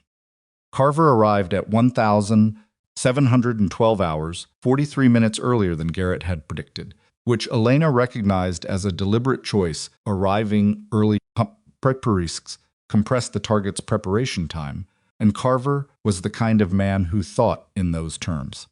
He came into the base with 2 aides and the specific energy of someone who had been on a helicopter and was choosing not to show it. He was heavier than she remembered from 3 years ago, but carried it the same way, like it was authority, rather than weight. He shook Garrett's hand with the efficiency of someone ticking a box. McCox said something then looked across the main room to where Elena was sitting with a cup of coffee that had gone cold 20 minutes ago. He looked at her for a moment. She looked back. Then he went into the briefing room with Garrett, and she went back to looking at her cold coffee, and they had said nothing to each other, which was its own kind of statement. Dolan appeared beside her. He had found clean clothes somewhere and looked almost like a different person, less wind-battered, more solid. Carver's here, he said. I know you good? She looked at him. What does that mean? It means he stopped. Started again. It means Kowalski and I were talking on the way down the mountain, and we agreed on something. What? That what we saw today was significant, and that whatever happens in that briefing room, the people who were there know what actually happened. And that sometimes that's what you get. He paused. It's not nothing. It's not as much as it should be, but it's not nothing. She looked at him for a long moment. He was trying to give her something and doing his honest best with what he had, which was more than most people bothered with. "Thank you, Dolan," she said. He nodded and walked away. They called her into the briefing room at 1,741 hours. Garrett was at the head of the table. Carver was to one side, with his aide and a woman Elena didn't recognize, who had a recorder on the table in front of her. There was a chair across from Carver, and Elena sat in it and put her hands flat on the table and waited. Carver looked at her the same way he had looked at her 3 years ago, with the specific attention of someone measuring something, deciding where it fit. "Captain Voss," he said, "you were given a stand-down order at 640 hours this morning." "Yes," she said. "You disregarded it." "Yes. You subsequently fired on a person of interest from an unauthorized position without confirmed target identification." "I fired on a target with a probable identification assessment," she said, "based on 11 weeks of movement analysis, route confirmation, timing, and behavioral profile match." "Probable," Carver said. "Not confirmed. Confirmed ID would have required visual proximity that the conditions didn't allow. The post-shot confirmation by the ground element validated the assessment." "The outcome doesn't validate the decision," Carver said. "The decision is evaluated on what you knew at the time, not on what turned out to be true."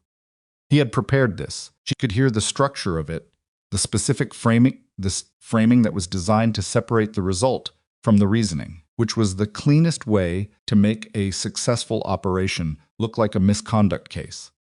"What I knew at the time," Elena said carefully, "was that the target's movement pattern, route selection, and timing matched every predictive parameter in my 11-week analysis. I assessed the probability of correct identification as high. I was operating with the authorization of the ground force commander." Carver looked at Garrett. "Did you authorize this engagement?" Garrett met his eyes. "Lieutenant Hale authorized it as ground force commander. I reviewed the engagement parameters before the debrief and found them within acceptable mission bounds." Carver's aide wrote something. Carver looked back at Elena. "The surveillance mission you were running in this valley," he said. "Walk me through the original tasking. Observe and report on traffic through the Black Ridge Valley system. Identify personnel of interest. Transmit data to control. And the target the individual at the choke point, was he in your original surveillance brief?" She was very careful. "He was a person of interest related to the Valley Traffic Network." "Was he specifically named in your tasking?" A pause. "Not by name. By organizational affiliation and behavioral profile." Carver leaned forward slightly. "Captain Voss, I have your personal history file. I have the incident report from 18 months ago. I know who the man at the choke point was to you. The room was very quiet." "Then you know why I assessed him as a high-value target," she said. "I know why you had a personal interest in finding him," Carver said. "That's not the same thing. The intelligence from the compound confirms his operational role," she said. "Whatever my personal history, the outcome, the confirmed elimination of an active HVT and the intelligence gathered at his command compound is consistent with the stated objectives of Task Force 7. "That's very precisely worded," Carver said. "Yes." He looked at her for a long moment.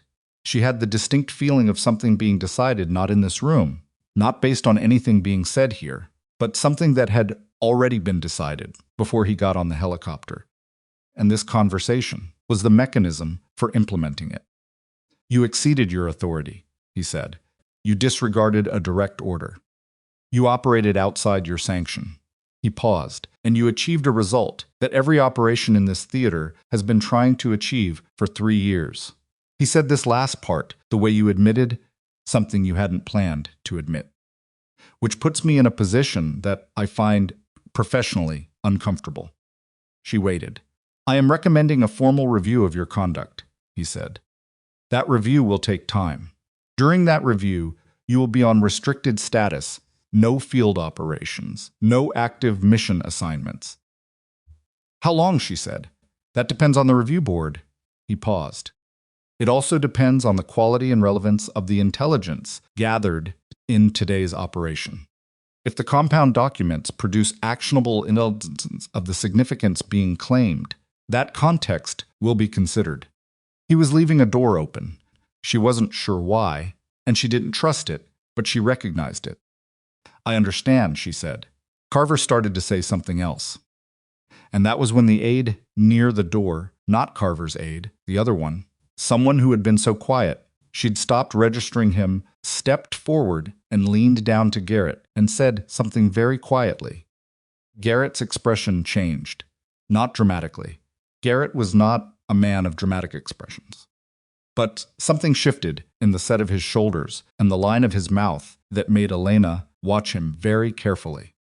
Garrett looked at Carver. We have a development, he said. The intelligence unit has finished a preliminary analysis of the satellite terminal from the compound. Carver waited. The terminal was active at 1,127 hours this morning. 16 minutes before the compound was taken. Garrett paused. The transmission was to a known communication node associated with 3 active operations in this theater. He paused again. All 3 operations have personnel currently in the field. The room sat with that. How many, Carver said? 31 personnel. Across 3 teams, Garrett looked at the aide. The transmission included what appears to be a data package. We don't yet know the full content. But based on the structure of the transmission, the intelligence unit assesses it. May include, he stopped. Include what? Carver said. Personnel identifiers. Cover documentation. Operational routes. Garrett put the paper down. If the data package included what the structure suggests, then every operative whose cover is in that package is currently compromised. The room was very still. Elena looked at Carver. Carver looked at the table. She understood what was happening. The mission she had spent 11 weeks running, the morning that had cost her an insubordination finding and possibly her career, had just become something much larger than a single shot on a mountain. The compound they had taken, the satellite terminal she had asked about, the runner she had dropped in the gap, all of it connected to something that was currently moving through the field, and unknowing, with 31 people at the end of it.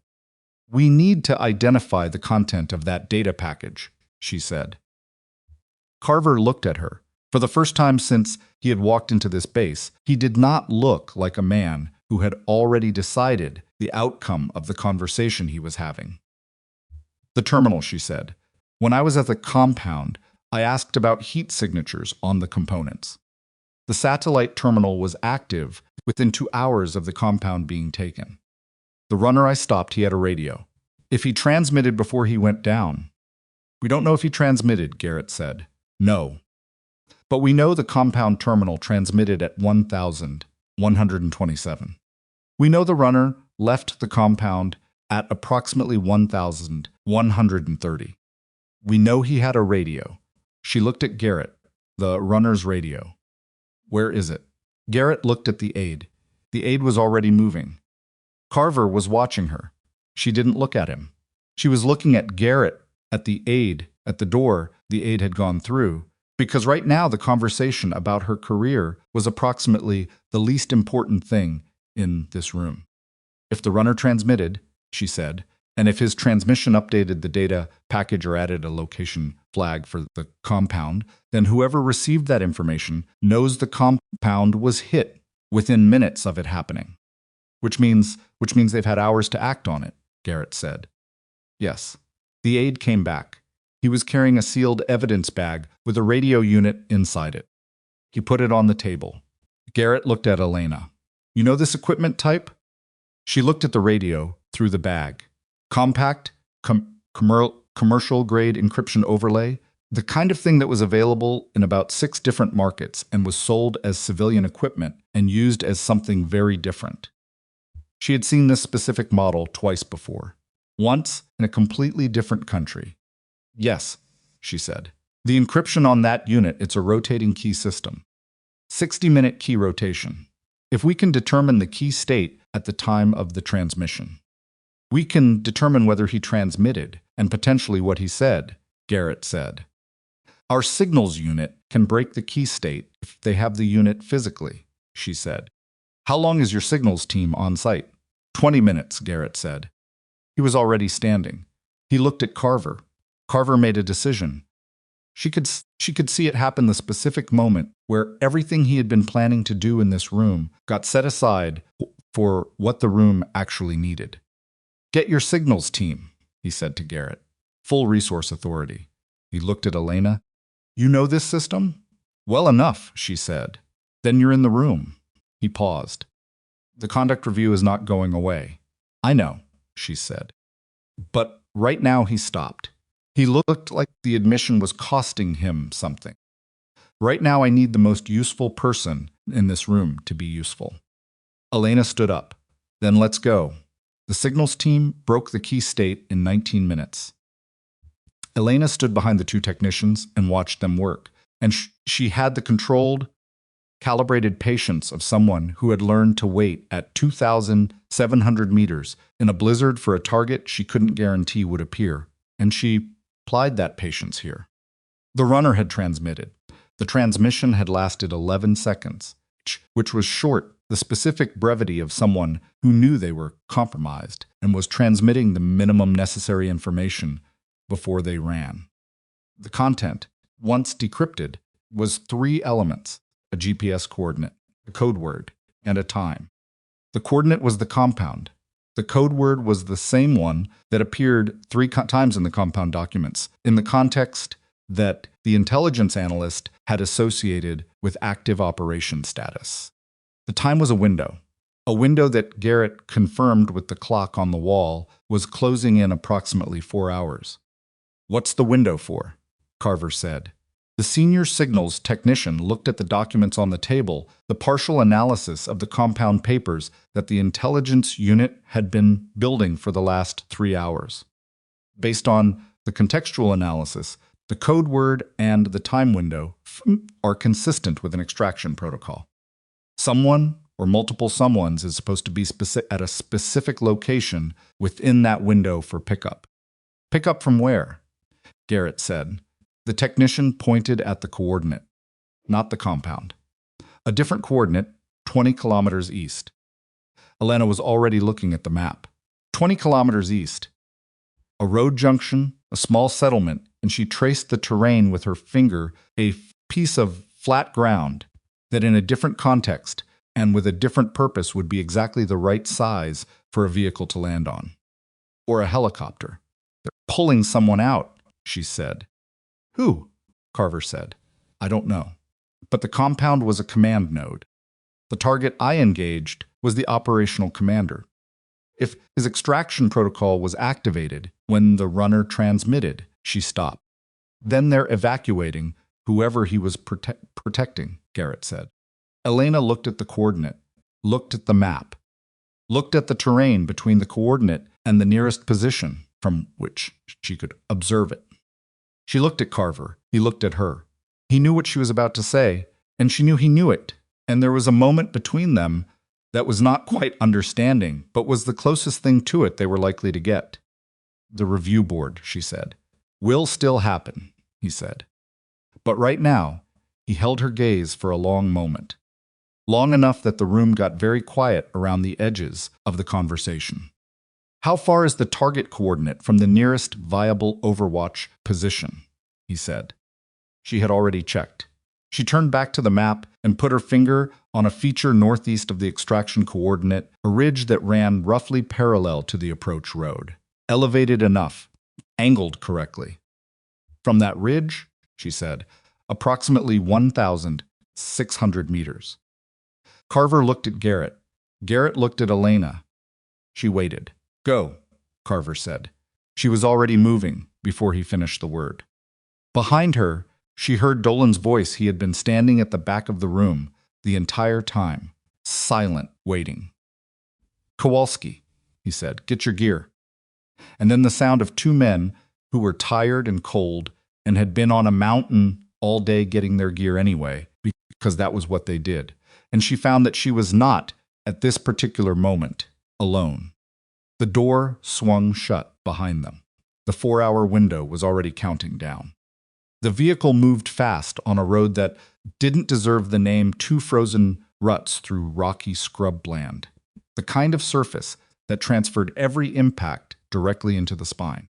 Elena sat in the back, with her rifle case across her knees and her eyes on the terrain, moving past the window, reading it automatically, cataloging elevation changes for cover positions and approach angles the way other people read signage. Dolan was beside her. Kowalski was across from them, his machine gun broken down and stowed because it was useless at the distances they were talking about, and he knew it. He had brought it anyway, which Elena respected. A man who showed up with the wrong tool was still showing up. "How long to the ridge?" Dolan said. 40 minutes to the base. 20-minute climb to the position. She checked her watch. That leaves us approximately 2 hours and 10 minutes in the window. "Plenty of time," Kowalski said. "Plenty of time for everything to change," she said, which was not pessimism, just accuracy, and all three of them knew the difference. The driver, a specialist named Torres, who hadn't said more than 6 words since they got in, took a corner fast enough that Kowalski grabbed the door handle. Outside, the terrain was opening up from the compressed valley system into broader ground, and the ridge Elena needed was becoming visible to the northeast, a long dark line against a sky that had finally stopped dropping snow. The clouds were thinning. The visibility was dramatically better than it had been 6 hours ago on Black Ridge 7, and she wasn't sure yet whether that was good or bad. Better visibility meant a cleaner shot. It also meant she was easier to find. Her radio crackled. Garrett's voice. "November. Signals team has finished the document analysis. The extraction coordinate, we have a potential identity on who's being pulled out." "Go," she said. The compound documents included a reference name that the intelligence unit matched to a known alias. If the match is correct, the person at that coordinate is a courier. High level. He's been moving operational communications between 3 different networks for approximately 2 years.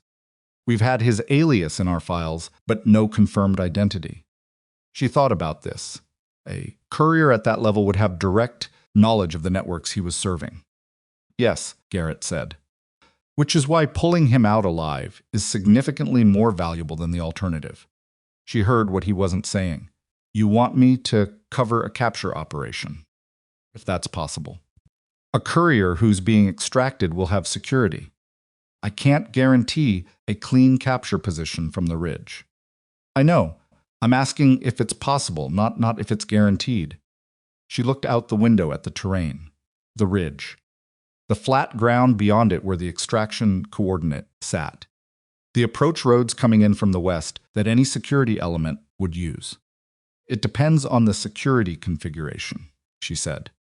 "If he has significant personal security, a capture operation runs the risk of a firefight that ends the option. If it's like 2-3 people, there may be a way to isolate him."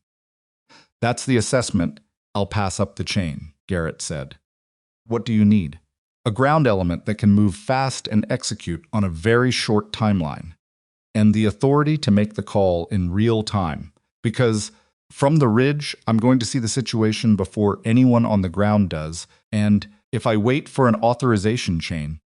Hale is already moving with 4 operators. He'll be at the south side of the flat ground in approximately 90 minutes. A pause. "In November, you have real-time discretion on the engagement call." Carver authorized it. She let that sit for a moment. Carver authorizing real-time discretion was either a genuine concession or a mechanism for putting everything that happened next entirely on her. "Possibly both. Copy," she said. November out. She put the radio down. Dolan was watching her. "Capture operation," he said. "Possibly. That's more complicated than a shot." "Everything about today has been more complicated than it looked," she said. He made a sound that was almost a laugh. "Fair." The ridge base came up at 1,847 hours, and they went up it in the remaining light. The sun was somewhere behind the cloud layer, dropping without showing itself, and the world was going the specific gray-blue of winter dusk in high terrain. Elena led, Dolan behind her, Kowalski on the rear. The ridge wasn't as demanding as Black Ridge 7, lower, less technical, more forgiving underfoot, but they were all carrying the accumulated cost of the day in their legs and their lungs. And forgiving was relative. She found the position in 17 minutes, a natural notch in the ridge's eastern face, offering a clear sight that's flat Renket line across the flat ground below, and good cover from the west. She dropped behind the rifle and started ranging. Extraction coordinate 1,580 meters. The rangefinder confirmed it. The flat ground was exactly what it had looked like on the map, a natural clearing, maybe 200 meters across, ringed by scrub, with the approach road entering from the northwest and a secondary track from the south. No one there yet. She checked the approach roads. Nothing moving on either of them. 1 hour and 40 minutes in the window, she built the firing solution. At 1,580 meters, the variables were significantly more manageable than the morning's work wind here, was lighter, terrain effect was simpler, and she had a ground-level sight line rather than a downhill angle. She dialed in the corrections and felt the specific settling that happened when the data was solid and the position was good, and the only thing left to do, was wait. Kowalski found a position 3 meters to her right, watching the western approach, with a compact carbine he'd borrowed from someone at the base. Dolan was above and behind, covering the ridge itself. Neither of them needed to be told what to do. They had figured out the geometry of supporting her without anyone drawing a diagram. The radio was quiet. She watched the flat ground and the roads and the darkening sky. At 1,934 hours, headlights appeared on the northwestern approach road. One vehicle, moving at moderate speed, not rushing, not cautious. The pace of something that expected to arrive and find what it was looking for. Vehicle northwest, she said. I see it, Dolan said from above. She tracked it through the scope. The vehicle stopped at the edge of the flat ground and sat with its engine running. 2 minutes passed. A door opened and a figure got out, not the courier. She assessed immediately, because this person moved like security, scanning the ground before anything else happened. He did a slow circuit of the vehicle's position, looking at the approach roads, looking at the ridge line, looking at the scrub around the clearing. He did not look long enough at the ridge to make her nervous. But he looked. A second figure exited the vehicle. Shorter, older in the way he moved, deliberate, slightly stiff in the cold. He stood beside the vehicle and waited. He had something in his left hand that was probably a phone or a radio. She ranged the second figure, 1,610 meters, slightly farther than the coordinate because of where the vehicle had stopped. She keyed her radio. Falcon 6, this is November. I have 2 persons at the extraction point. Security element has done a perimeter check. Principal figure is standing by the vehicle. I am assessing light security 1. Confirmed. Possibly 1 more inside the vehicle. How far out are you? Hale's voice, 12 minutes to the south edge of the flat ground. The window is still open. Principal is here and waiting. She paused. I can see his hands. He has a communication device, phone or radio. If he transmits a stand down to whoever's supposed to pick him up, the extraction aborts. Can you prevent that? Not without engaging him directly. Which ends the capture option. Copy. A pause. What's your read on the security? 1 confirmed outside. If there's someone else in the vehicle, I can't see them. The windows are tinted. 2 against 4, Hale said. We can work with that. Not if the vehicle driver sees you coming and hits the accelerator. That approach road from the northwest, he can be back on it in under 30 seconds if he decides to run.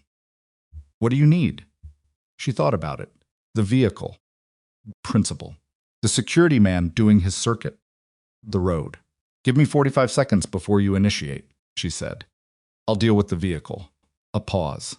Deal with it how? The engine block, she said. I put 2 rounds through the engine block from here. The vehicle isn't going anywhere. You'll spook the principal. Yes, but he has nowhere to run.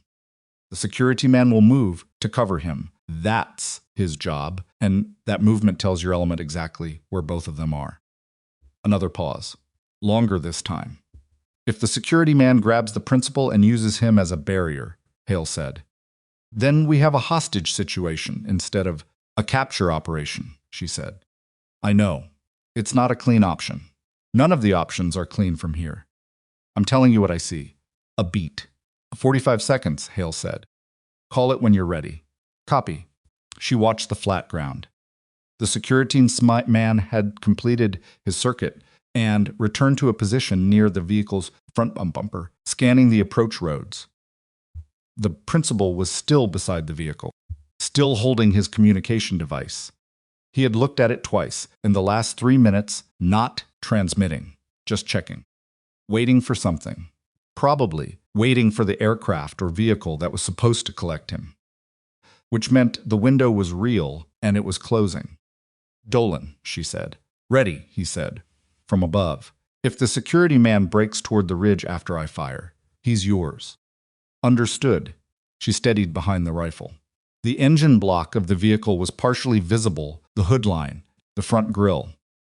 At this distance, in this light, it was a workable target. She needed 2 rounds into the block, center mass of the engine compartment, enough damage to prevent the vehicle from being driven. She breathed, found her pause. Falcon 6, she said. 45 seconds. Starting now. She fired the first round. The vehicle lurched the round, had gone through the grille and into the block, and whatever it had hit had caused something immediate because steam or smoke was already visible above the hood line. She worked the bolt, fired the second round. The vehicle settled in a way that vehicles settled when they were done something fundamental had stopped. Below, the flat ground was suddenly in motion. The security man had not run toward the ridge it dropped instantly and moved toward the principal, which was trained behavior, good behavior. And he was putting himself between the principal and the direction of the shots, which was away from Hale's approach, which meant his back was toward the south. Falcon 6, go, she said. Security element is facing north. You are clear on the south approach.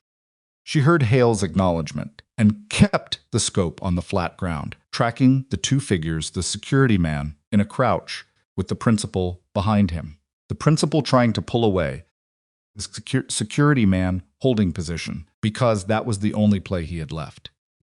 The Falcon operators came out of the scrub on the south side of the clearing, fast and low. 4 of them, moving in a spread that covered the angles.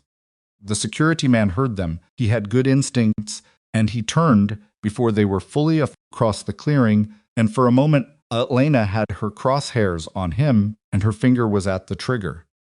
He didn't raise his weapon.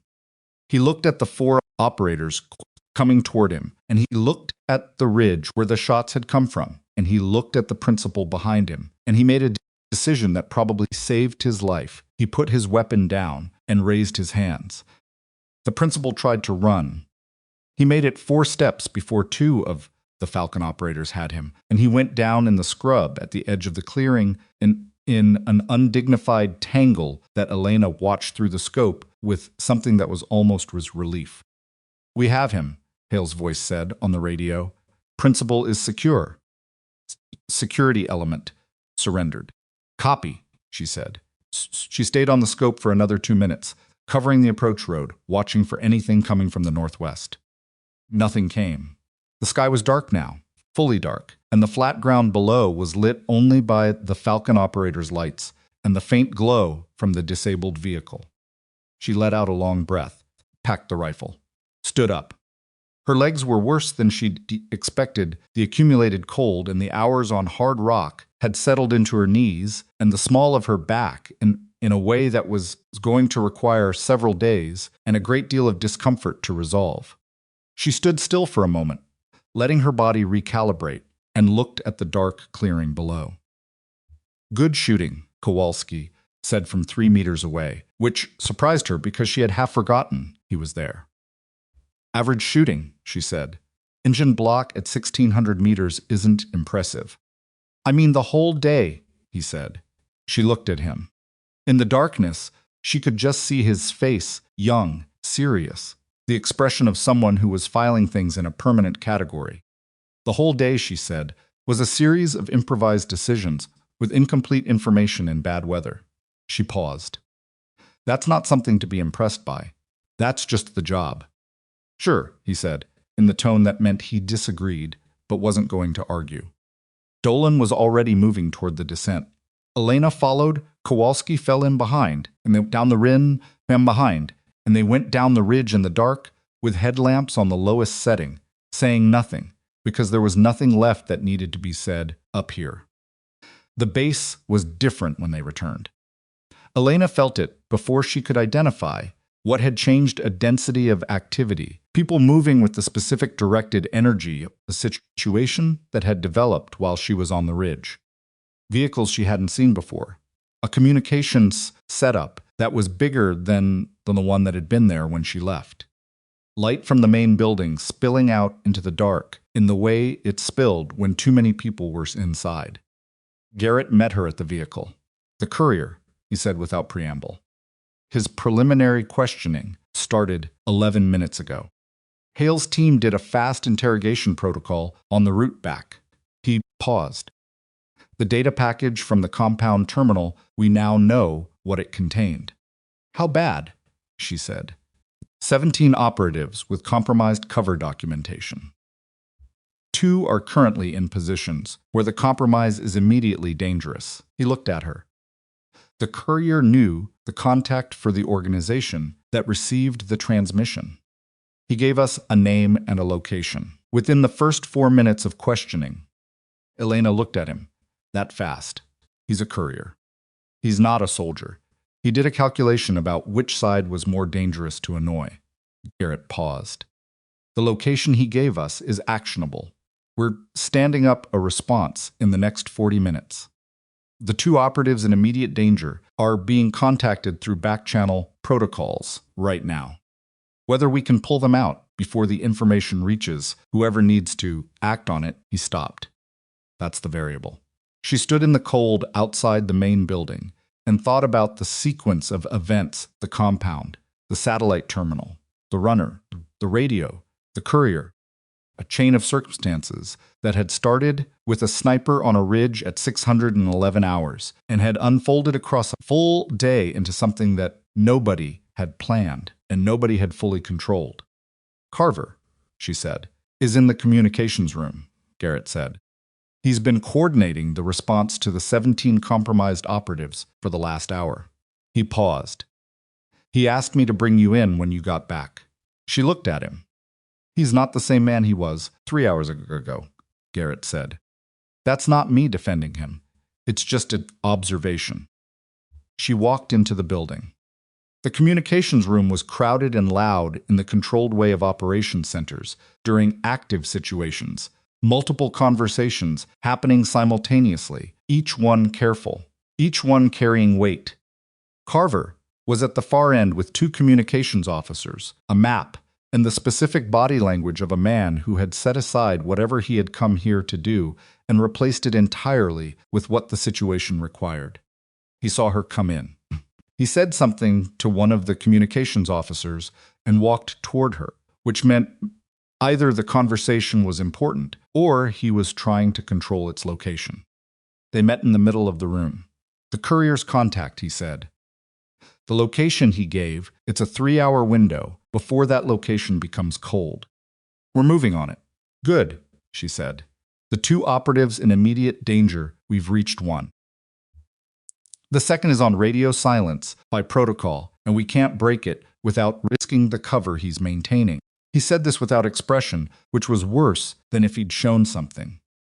We're working it. She waited. The data package from the compound, Carver said. If your ground element hadn't taken the compound this morning, if the target had been warned and the compound had been vacated, we wouldn't have the terminal.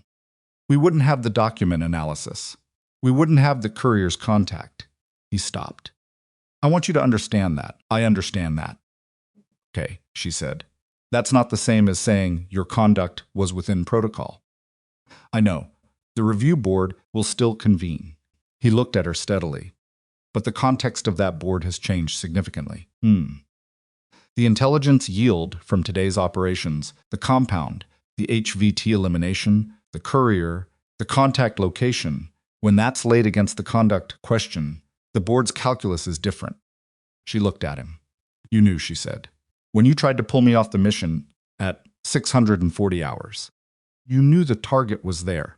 Something moved through his expression, not guilt, exactly, but something in the vicinity of it.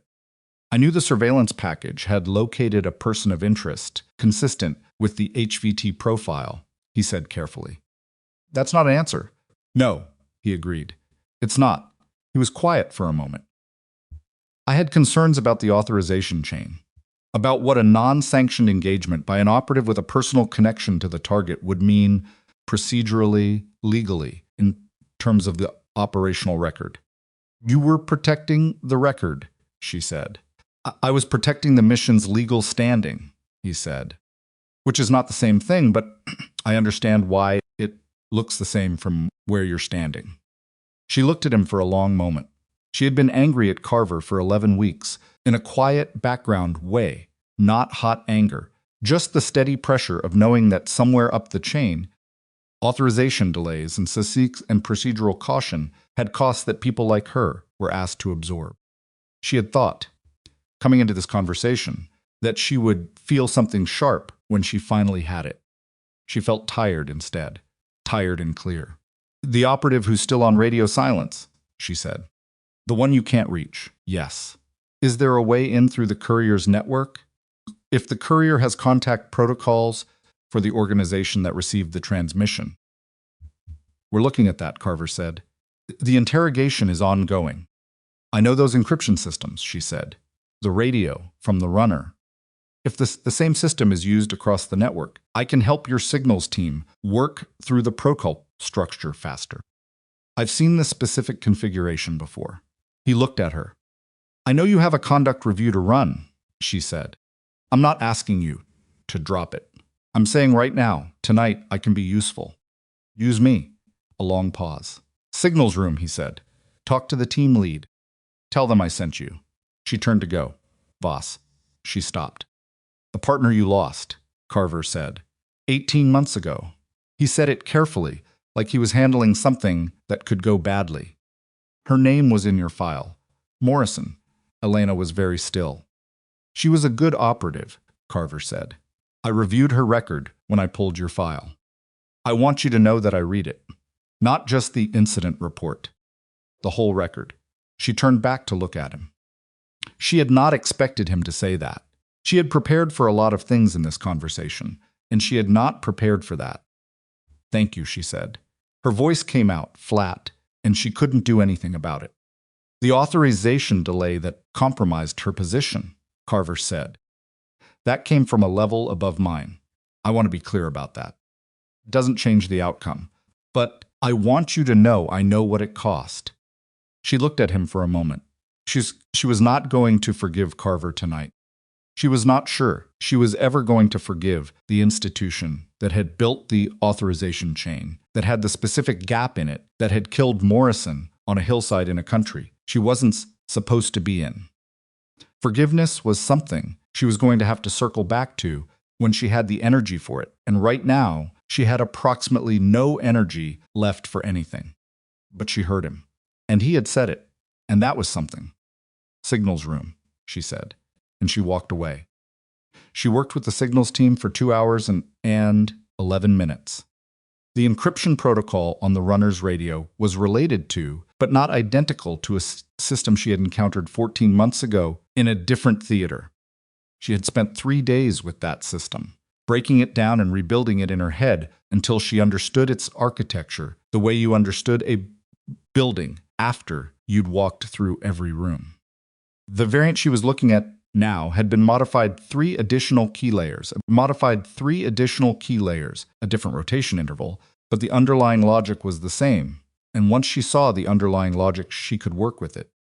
The signals team lead a compact, precise woman named Hara, who had the focused energy of someone who was very good at something specific and knew it. Watched Elena work through the protocol structure with an expression that started skeptical and became something more collaborative over the course of the first 40 minutes.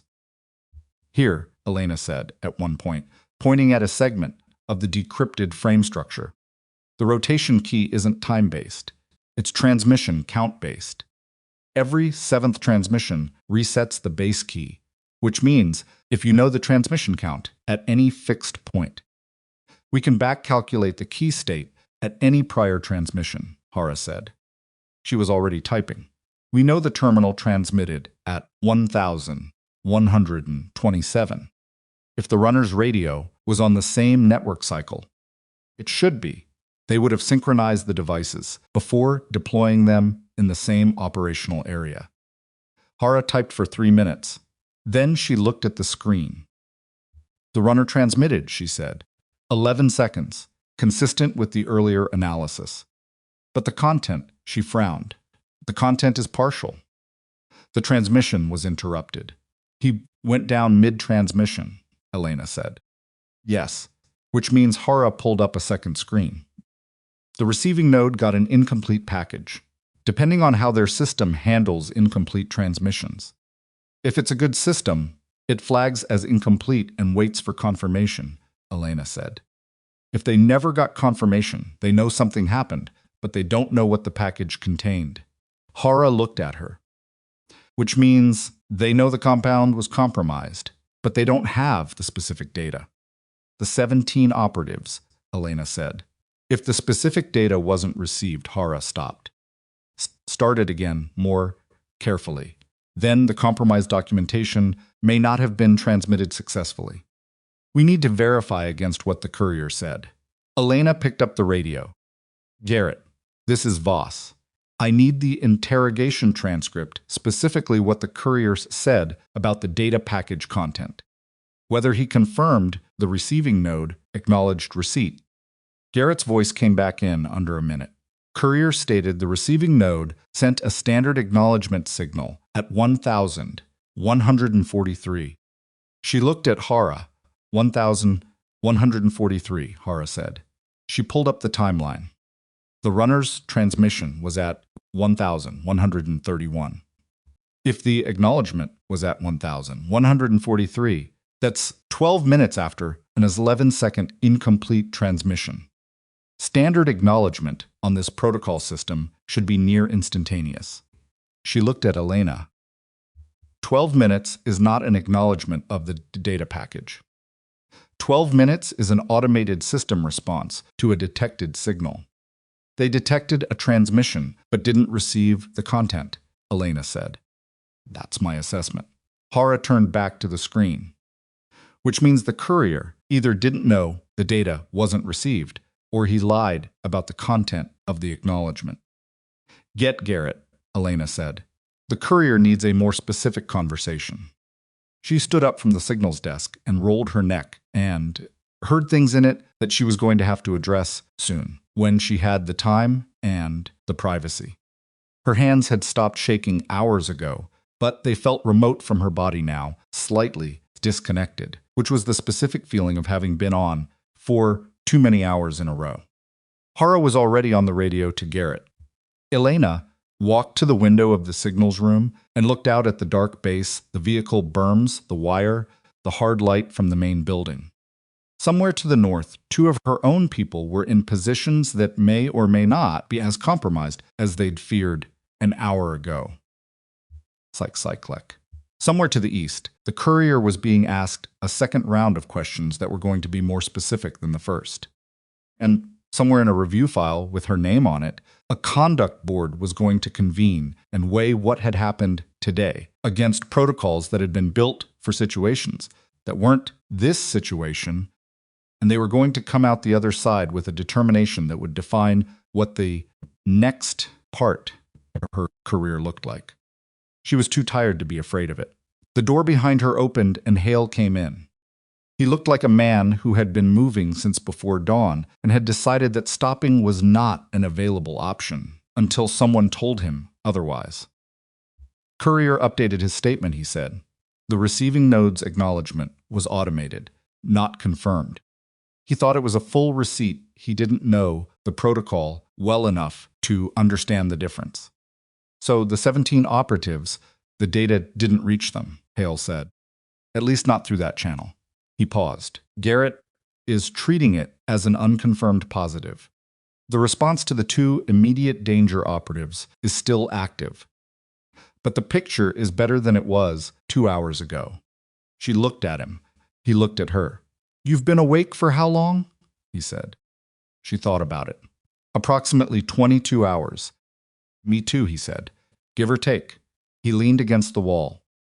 Reeves sent a message from the surgical facility. He wants to know who took the shots on the ridge this morning. You can tell him if you want, she said. He'll want to shake your hand. He doesn't need to do that. No, Hale agreed. But he'll want to. People are like that. He was quiet for a moment. The review board. What about it? Garrett is going to advocate for a specific framing of today's events. He told me to tell you that. He paused. He's been doing this long enough that his advocacy carries weight with review boards. She looked at him. You're telling me this why? Because you don't seem to have a lot of people in your corner, professionally, and I thought you should know that one of the people in that corner has more leverage than you might think. She was quiet for a moment. Thank you. Don't thank me. Thank Garrett. He pushed off the wall. Also, eat something. I said that earlier, and you ignored me. I ate, she said. When? She tried to remember. At some point, he looked at her with the specific expression of someone choosing not to argue with something they could not win. There's food in the main room. It's bad food. But it's calories and it's hot. And at this point, that's the whole relevant standard. He walked out. She stayed at the window for another moment. The base was still busy, vehicles moving, lights on, the hum of an operation that hadn't finished yet. Somewhere in all of it, the day's events were being written into reports and transcripts and review files and assembled into the official version of what had happened, which would be accurate in some ways and incomplete in others, the way official versions always were. She knew what had actually happened. She had been in every moment of it. She turned away from the window and walked toward the main room because Hale was right and she was running on empty and the food was going to be terrible and she was going to eat it anyway because that was the kind of day. It had been full of things that were not what you would have chosen and necessary anyway. The space heater in the main room was working better than the one in the briefing room. She stood next to it for a moment. She stood with a plate of food she wasn't paying attention to and felt the heat work through the layers of clothing she'd been wearing since before midnight. And she thought about Morrison's the way she hadn't let herself think about Morrison in 11 weeks, not as a calculation or a mission driver, but just as a person. A specific person with a specific way of laughing and a specific way of moving through difficult terrain and a specific set of opinions about people and institutions and the gap between what things were supposed to be and what they actually were. Morrison would have had something sharp and accurate to say about all of this. Elena ate the bad food and stood next to the heater and did not try to fill in what Morrison would have said because she knew herself well enough to know that putting words in dead people's mouths was a way of talking to yourself while pretending you weren't. And she was too tired tonight for that particular kind of pretending. The food was bad. She ate it all. She slept for 4 hours on a cot in a storage room that someone had cleared out and furnished with a sleeping bag and a pillow that smelled like equipment bags. It was not comfortable. It was horizontal and warm, and she was unconscious within 3 minutes of lying down, which was all sleep ever really needed to be. She woke at 340 hours without an alarm, which was how she always woke, some internal mechanism that had calibrated itself over years of field work, reliable in a way that nothing else about the job was reliable. She lay still for a moment, looking at the ceiling in the dark, and ran through the day's events and ran through the way she ran through firing. Solutions, methodically, not dwelling, just accounting for each element and what it meant going forward. The HVT was confirmed dead. The compound intelligence was in analysis. The courier was in custody. The 17 operatives, the number had been revised to 14 after Hara's protocol analysis, and then to 12 after the courier's updated statement, were being contacted through back channels, their situations assessed, their covers evaluated for damage. The 2 operatives in immediate danger. One had been extracted successfully. The second she didn't know yet. She had fallen asleep, not knowing, and the not knowing was still there when she woke up, a weight in the back of her chest that she was going to have to carry until she got an answer. She sat up, found her boots, and went to find coffee.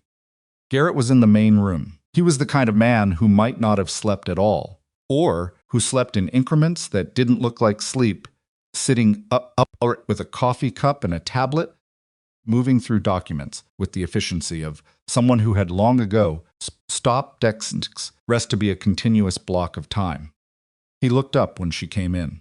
Operative Sandoval, he said, which was the name she had been waiting to hear. Extracted at 210 hours. Cover intact, he's clear. She poured coffee and stood with it for a moment. Both of them, she said. Both of them, Garrett confirmed. She drank the coffee. It was better than last night's, which wasn't saying much, but was saying something. The review board, she said. When? Convenes in 9 days. At the regional headquarters. He set down his tablet. I've submitted a preliminary operational assessment. 17 pages. It covers the compound action, the HVT engagement, the courier capture, and the signals analysis. He paused.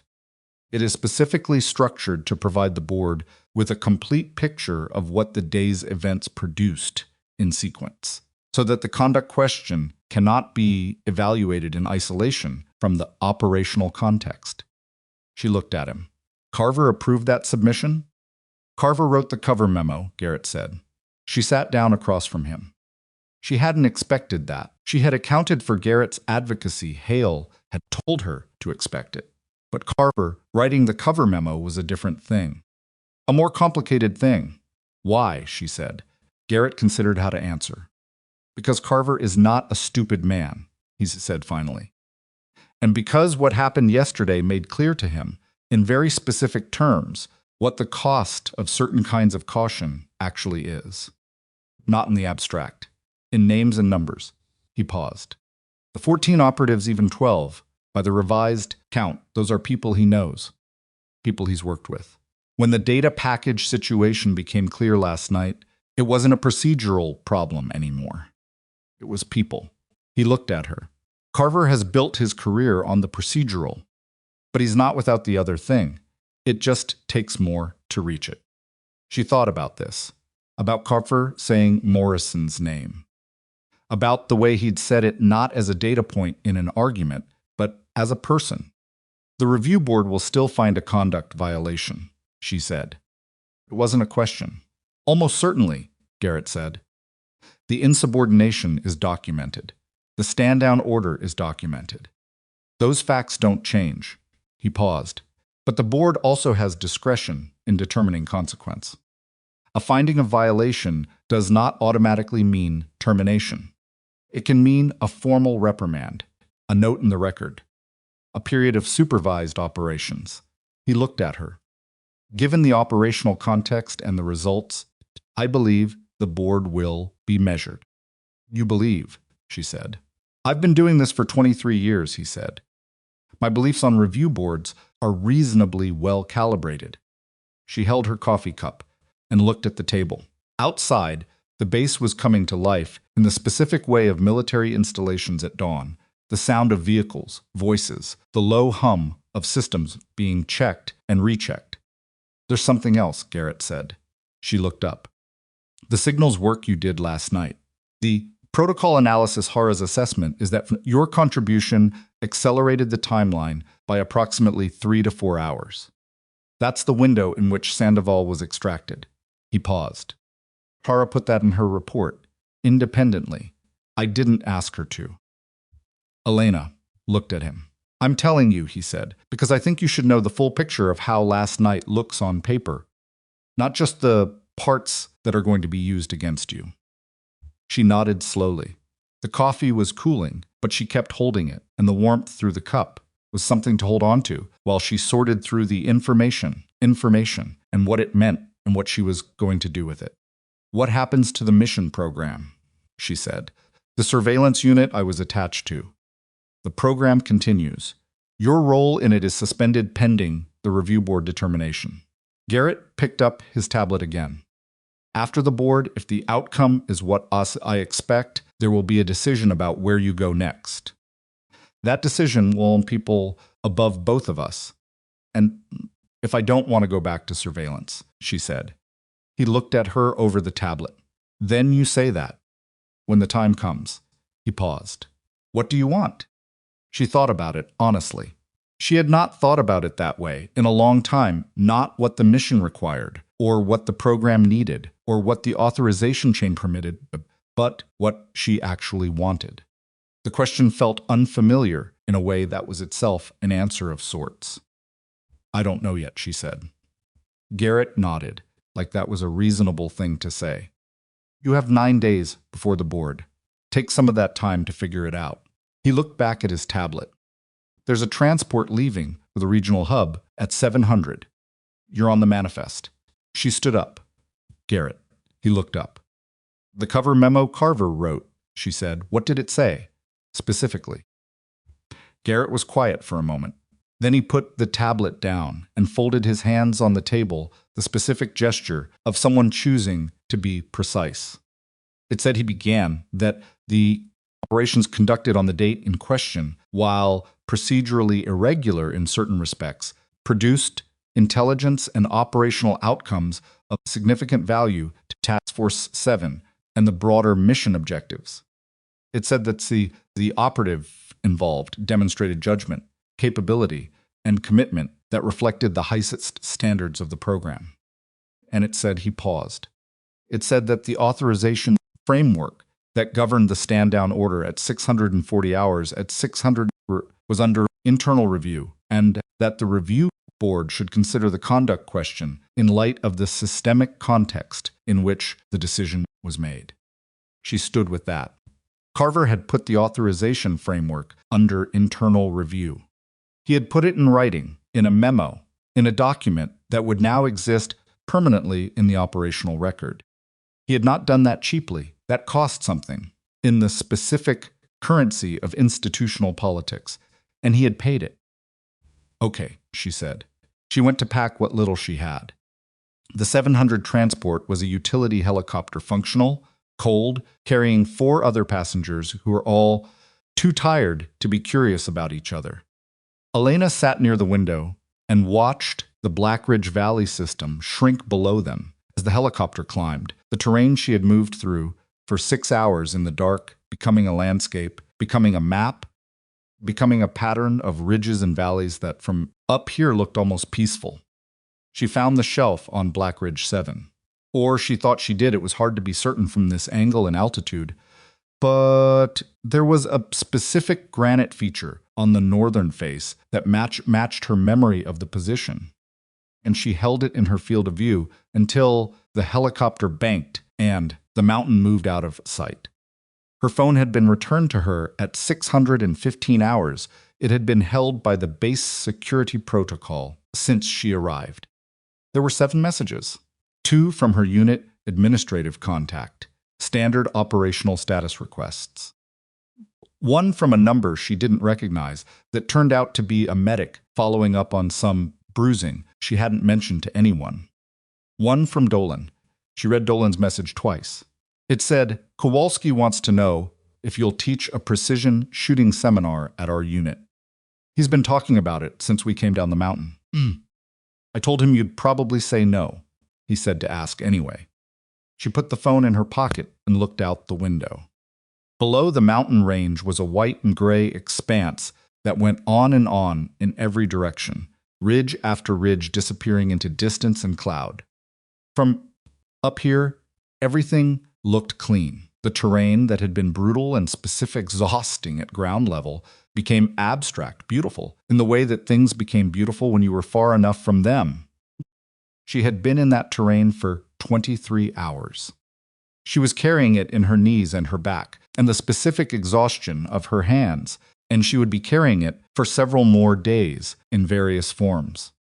She did not regret any of it. That was the thing she had been waiting to know, and now she knew it. No regret. Not for the stand-down she had ignored, not for the shots she had fired, not for the conversation with Carver, or the 4 hours of sleep, or the bad food. It had all been exactly what it needed to be, done at exactly the right time, and the results were Sandville extracted, and 12 operatives not compromised, and an HVT confirmed, and a courier in custody. Morrison would have called that a good day. She would have used the exact words, "That's a good day," Voss, in that specific tone, the one that didn't inflate things, but also didn't diminish them. Just named them accurately. Inaccurately. Elena looked at the mountains and let herself have that thought completely, without pulling back from it, without converting it into a mission driver or a calculation. Just Morrison would have called it a good day. Just that. It hurt the same amount it always hurt, and she let it. The regional hub was a larger installation, permanent structures, a runway, the kind of infrastructure that came with sustained operations rather than forward deployment.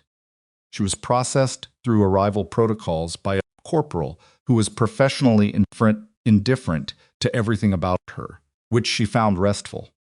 She was assigned temporary quarters and told the review board liaison would contact her within 48 hours to begin the pre-board process. She went to her quarters, showered for the first time in what felt like a geological epoch, and was sitting on the edge of the bed in clean clothes when the knock came. She opened the door. Hale. She stared at him for a moment. "How are you here?" "Same transport as you," he said. "I was at the back." "You didn't look around." "I didn't look around," she confirmed. He had a different look here, still tired, still carrying the day in his posture, but cleaned up.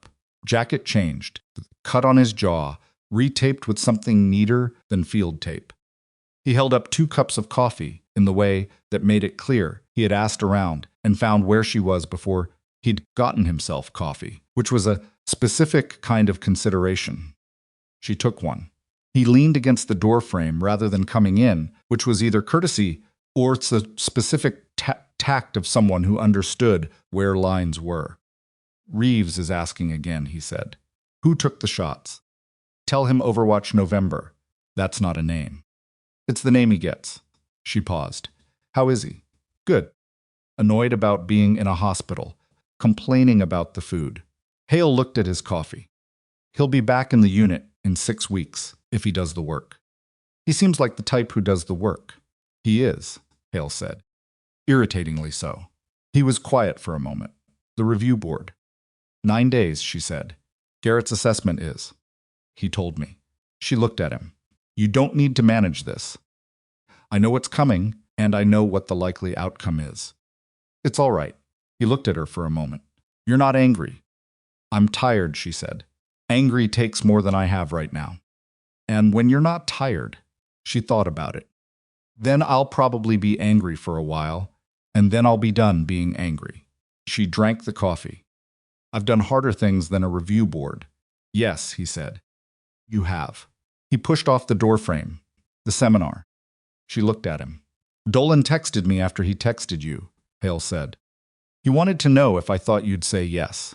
"What did you tell him?" "I told him I had no idea, that you were the most difficult person to predict I'd met in a long time." He paused. "I meant it as a compliment." "I know," she said.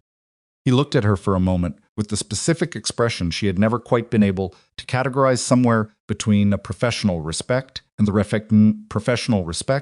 recognition of something more human, in the territory that didn't have a clean name. "For what it's worth," he said, "what you did yesterday the whole day, all of it. I've been in this business for 11 years, and I've never seen anything like it. Not the shots, the judgment, the way you held the whole picture at once, start to finish, even when everything was changing." He paused. That's the thing that's hard to teach. The thing that's either there or it isn't. She looked at him steadily. Is there a point to this? The seminar, he said. Kowalski's idea was bad because a seminar isn't the right format. But the underlying idea, he stopped. There's a training program. Long-range precision, advanced fieldcraft, judgment under pressure. It runs out of the regional hub. They've been trying to find a lead instructor for 8 months. He paused. I put your name in this morning. She stared at him. Before the board determination, he said. Yes, because the program coordinator is someone who knew your record before any of this, and when I put your name in, she said she'd been waiting for someone to say it. He held her gaze. You don't have to decide now. You don't have to decide before the board. But I wanted you to know it exists, and that it's real, and that it's not a consolation prize, it's a thing that needs doing, and you're the right person for it. She was quiet for a long moment. Teaching meant staying. It meant a fixed location, regular hours, students who would ask questions and need answers and make mistakes that she would have to watch and correct. It meant a life that looked nothing like the last several years of her life. It meant Morrison's kind of thinking, building something that lasted, putting capability into people who would carry it forward past the moment you were in. If the board comes back badly, she said, then the program coordinator will advocate for a conditional assignment pending appeal, Hale said. She has the authority to do that. She's also not someone Carver's office can easily override. Elena looked at him. You've been busy. I had a helicopter ride and a phone, he said. I multitask. She almost smiled. Not quite, but close enough that he saw it, and she saw that he saw it. I'll think about it, she said. That's all I'm asking. He straightened up. Get some sleep. Real sleep. Not 4 hours on a cot. He turned to go. Hale. He turned back. She had been trying to find the right way to say this since the mountain, since he had told her the board might go badly and hadn't flinched when he said it. Since he had stood in that corridor and told her about Garrett's advocacy and brought her coffee and put her name into a program before the review board had determined whether her name was worth putting anywhere. The thing about people in corners, she said. He waited. You're in mine, she said. I just want you to know I know that. He looked at her for a moment. Then he nodded a single, genuine nod, the kind that meant the statement had landed and he was receiving it. Get some sleep, November, he said. He walked down the corridor. She closed the door and stood in the middle of the small room for a moment, and then she sat down on the bed and put her face in her hands, not crying, not quite, just pressing her palms against her closed eyes and letting the pressure be there. The weight of the whole long day and the day before it and the 11 weeks before that and the 18 months before that, all of it present at once, all of it real. She stayed that way for about 2 minutes. Then she lay down, pulled the blanket over herself, and closed her eyes. The review board convened 8 days later, not 9. It lasted 6 hours. Garrett presented his 17-page assessment. Carver's cover memo was entered into the record. Hara submitted her signals analysis independently. Hale provided a written statement that was, by the board's subsequent description, unusually detailed for a collateral witness.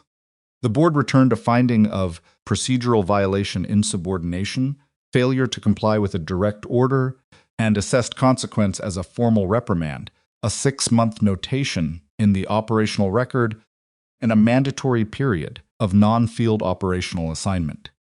The non-field operational assignment they recommended was the training program. Elena read the determination in a small office at the regional hub, with Garrett sitting across from her. She read it twice, which was once more than she needed, and then she put it down on the desk. 6 months on the notation, she said. Yes, and the program is considered compliant with the mandatory non-field assignment. The board made that determination explicitly, Garrett said. It's in the finding. She looked at him. Did you know they would do that? I hoped, he said. I also made the argument clearly enough that I thought the logic would be evident. He paused. The board is composed of people who understand that the most useful thing to do with a good operative in a period of restricted field assignment is to make them useful in another way. She picked up the determination again. Read the formal language of the reprimand, the specific bureaucratic phrasing that would sit in her record for 6 months and mean something to anyone who looked at it and understood what review boards actually said versus what they meant. Carver, she said, was not on the board, Garrett said. But he submitted a written statement supporting the training assignment recommendation. She set the document down for the final time. Okay, she said. Okay, Garrett said. Okay, she said again. Let's figure out the program. The first class ran 6 weeks later. 14 students, a mix of special operations, personnel, and intelligence field operatives, ranging from 2 years in service to 12.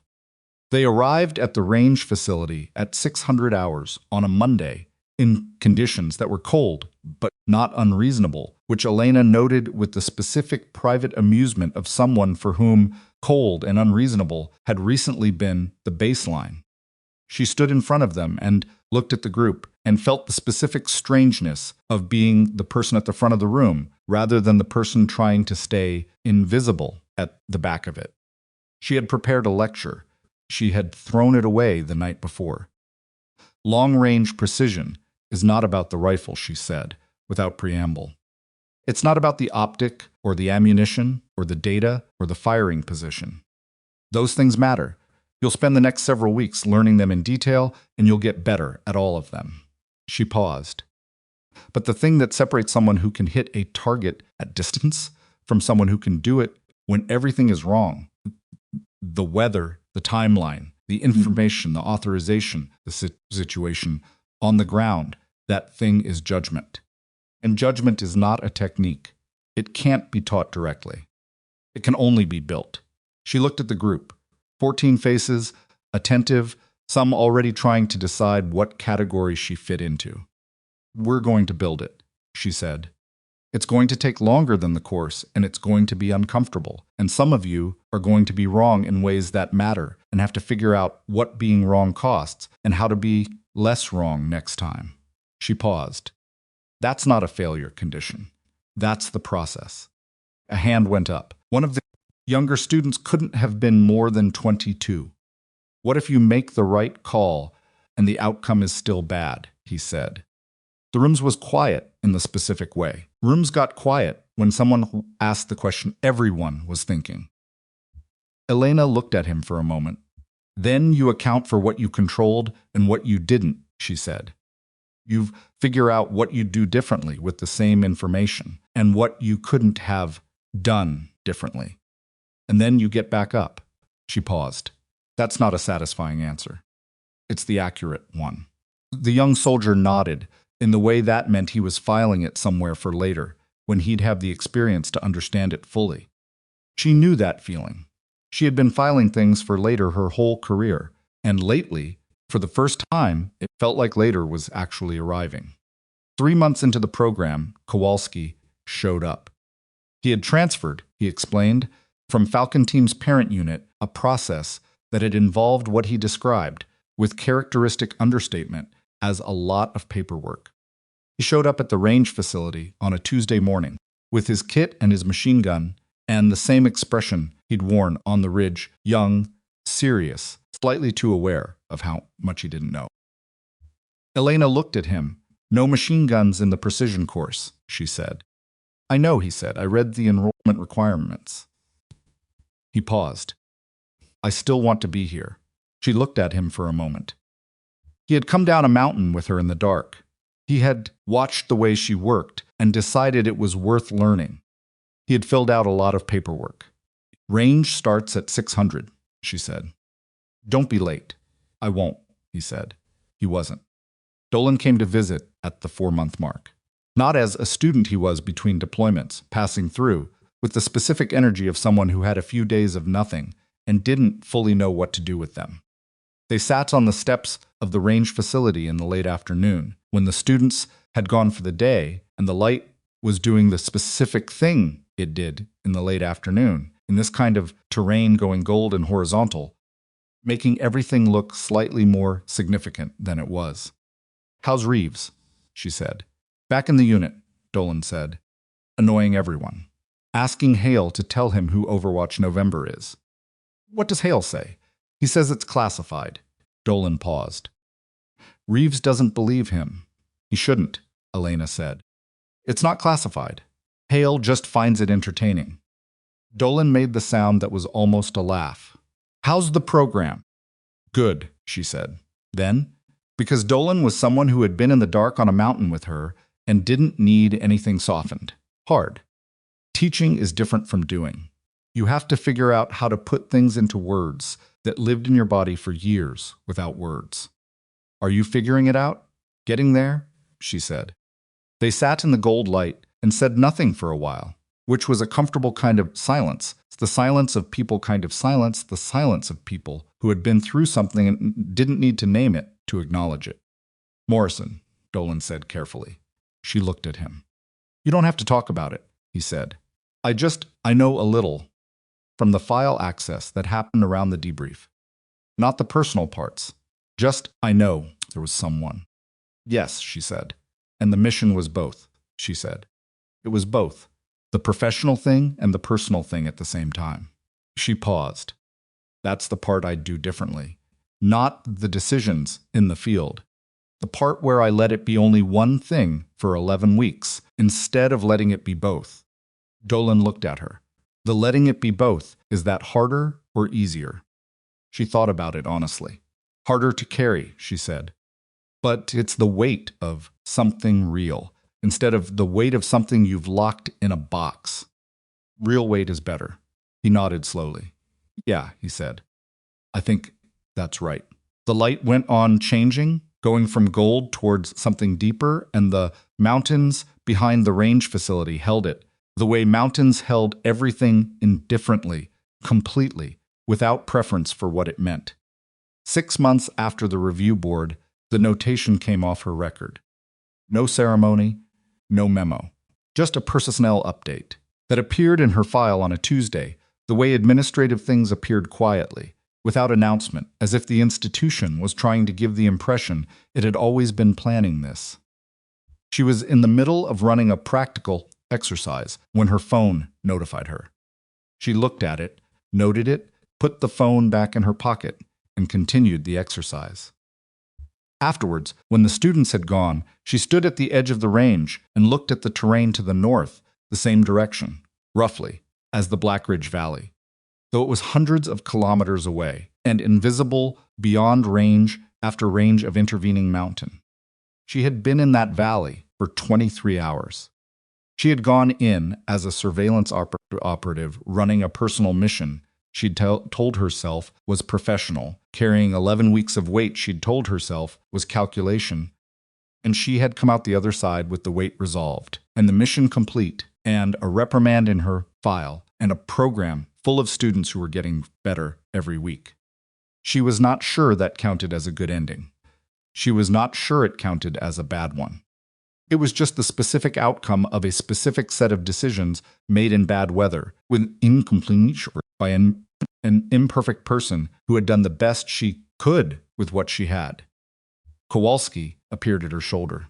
He had the particular quality of someone who had learned, over 4 months, how to approach her without triggering the defensive awareness that she'd spent years building. "Results from today's practical," he said. He held out the scoring sheet. She looked at it.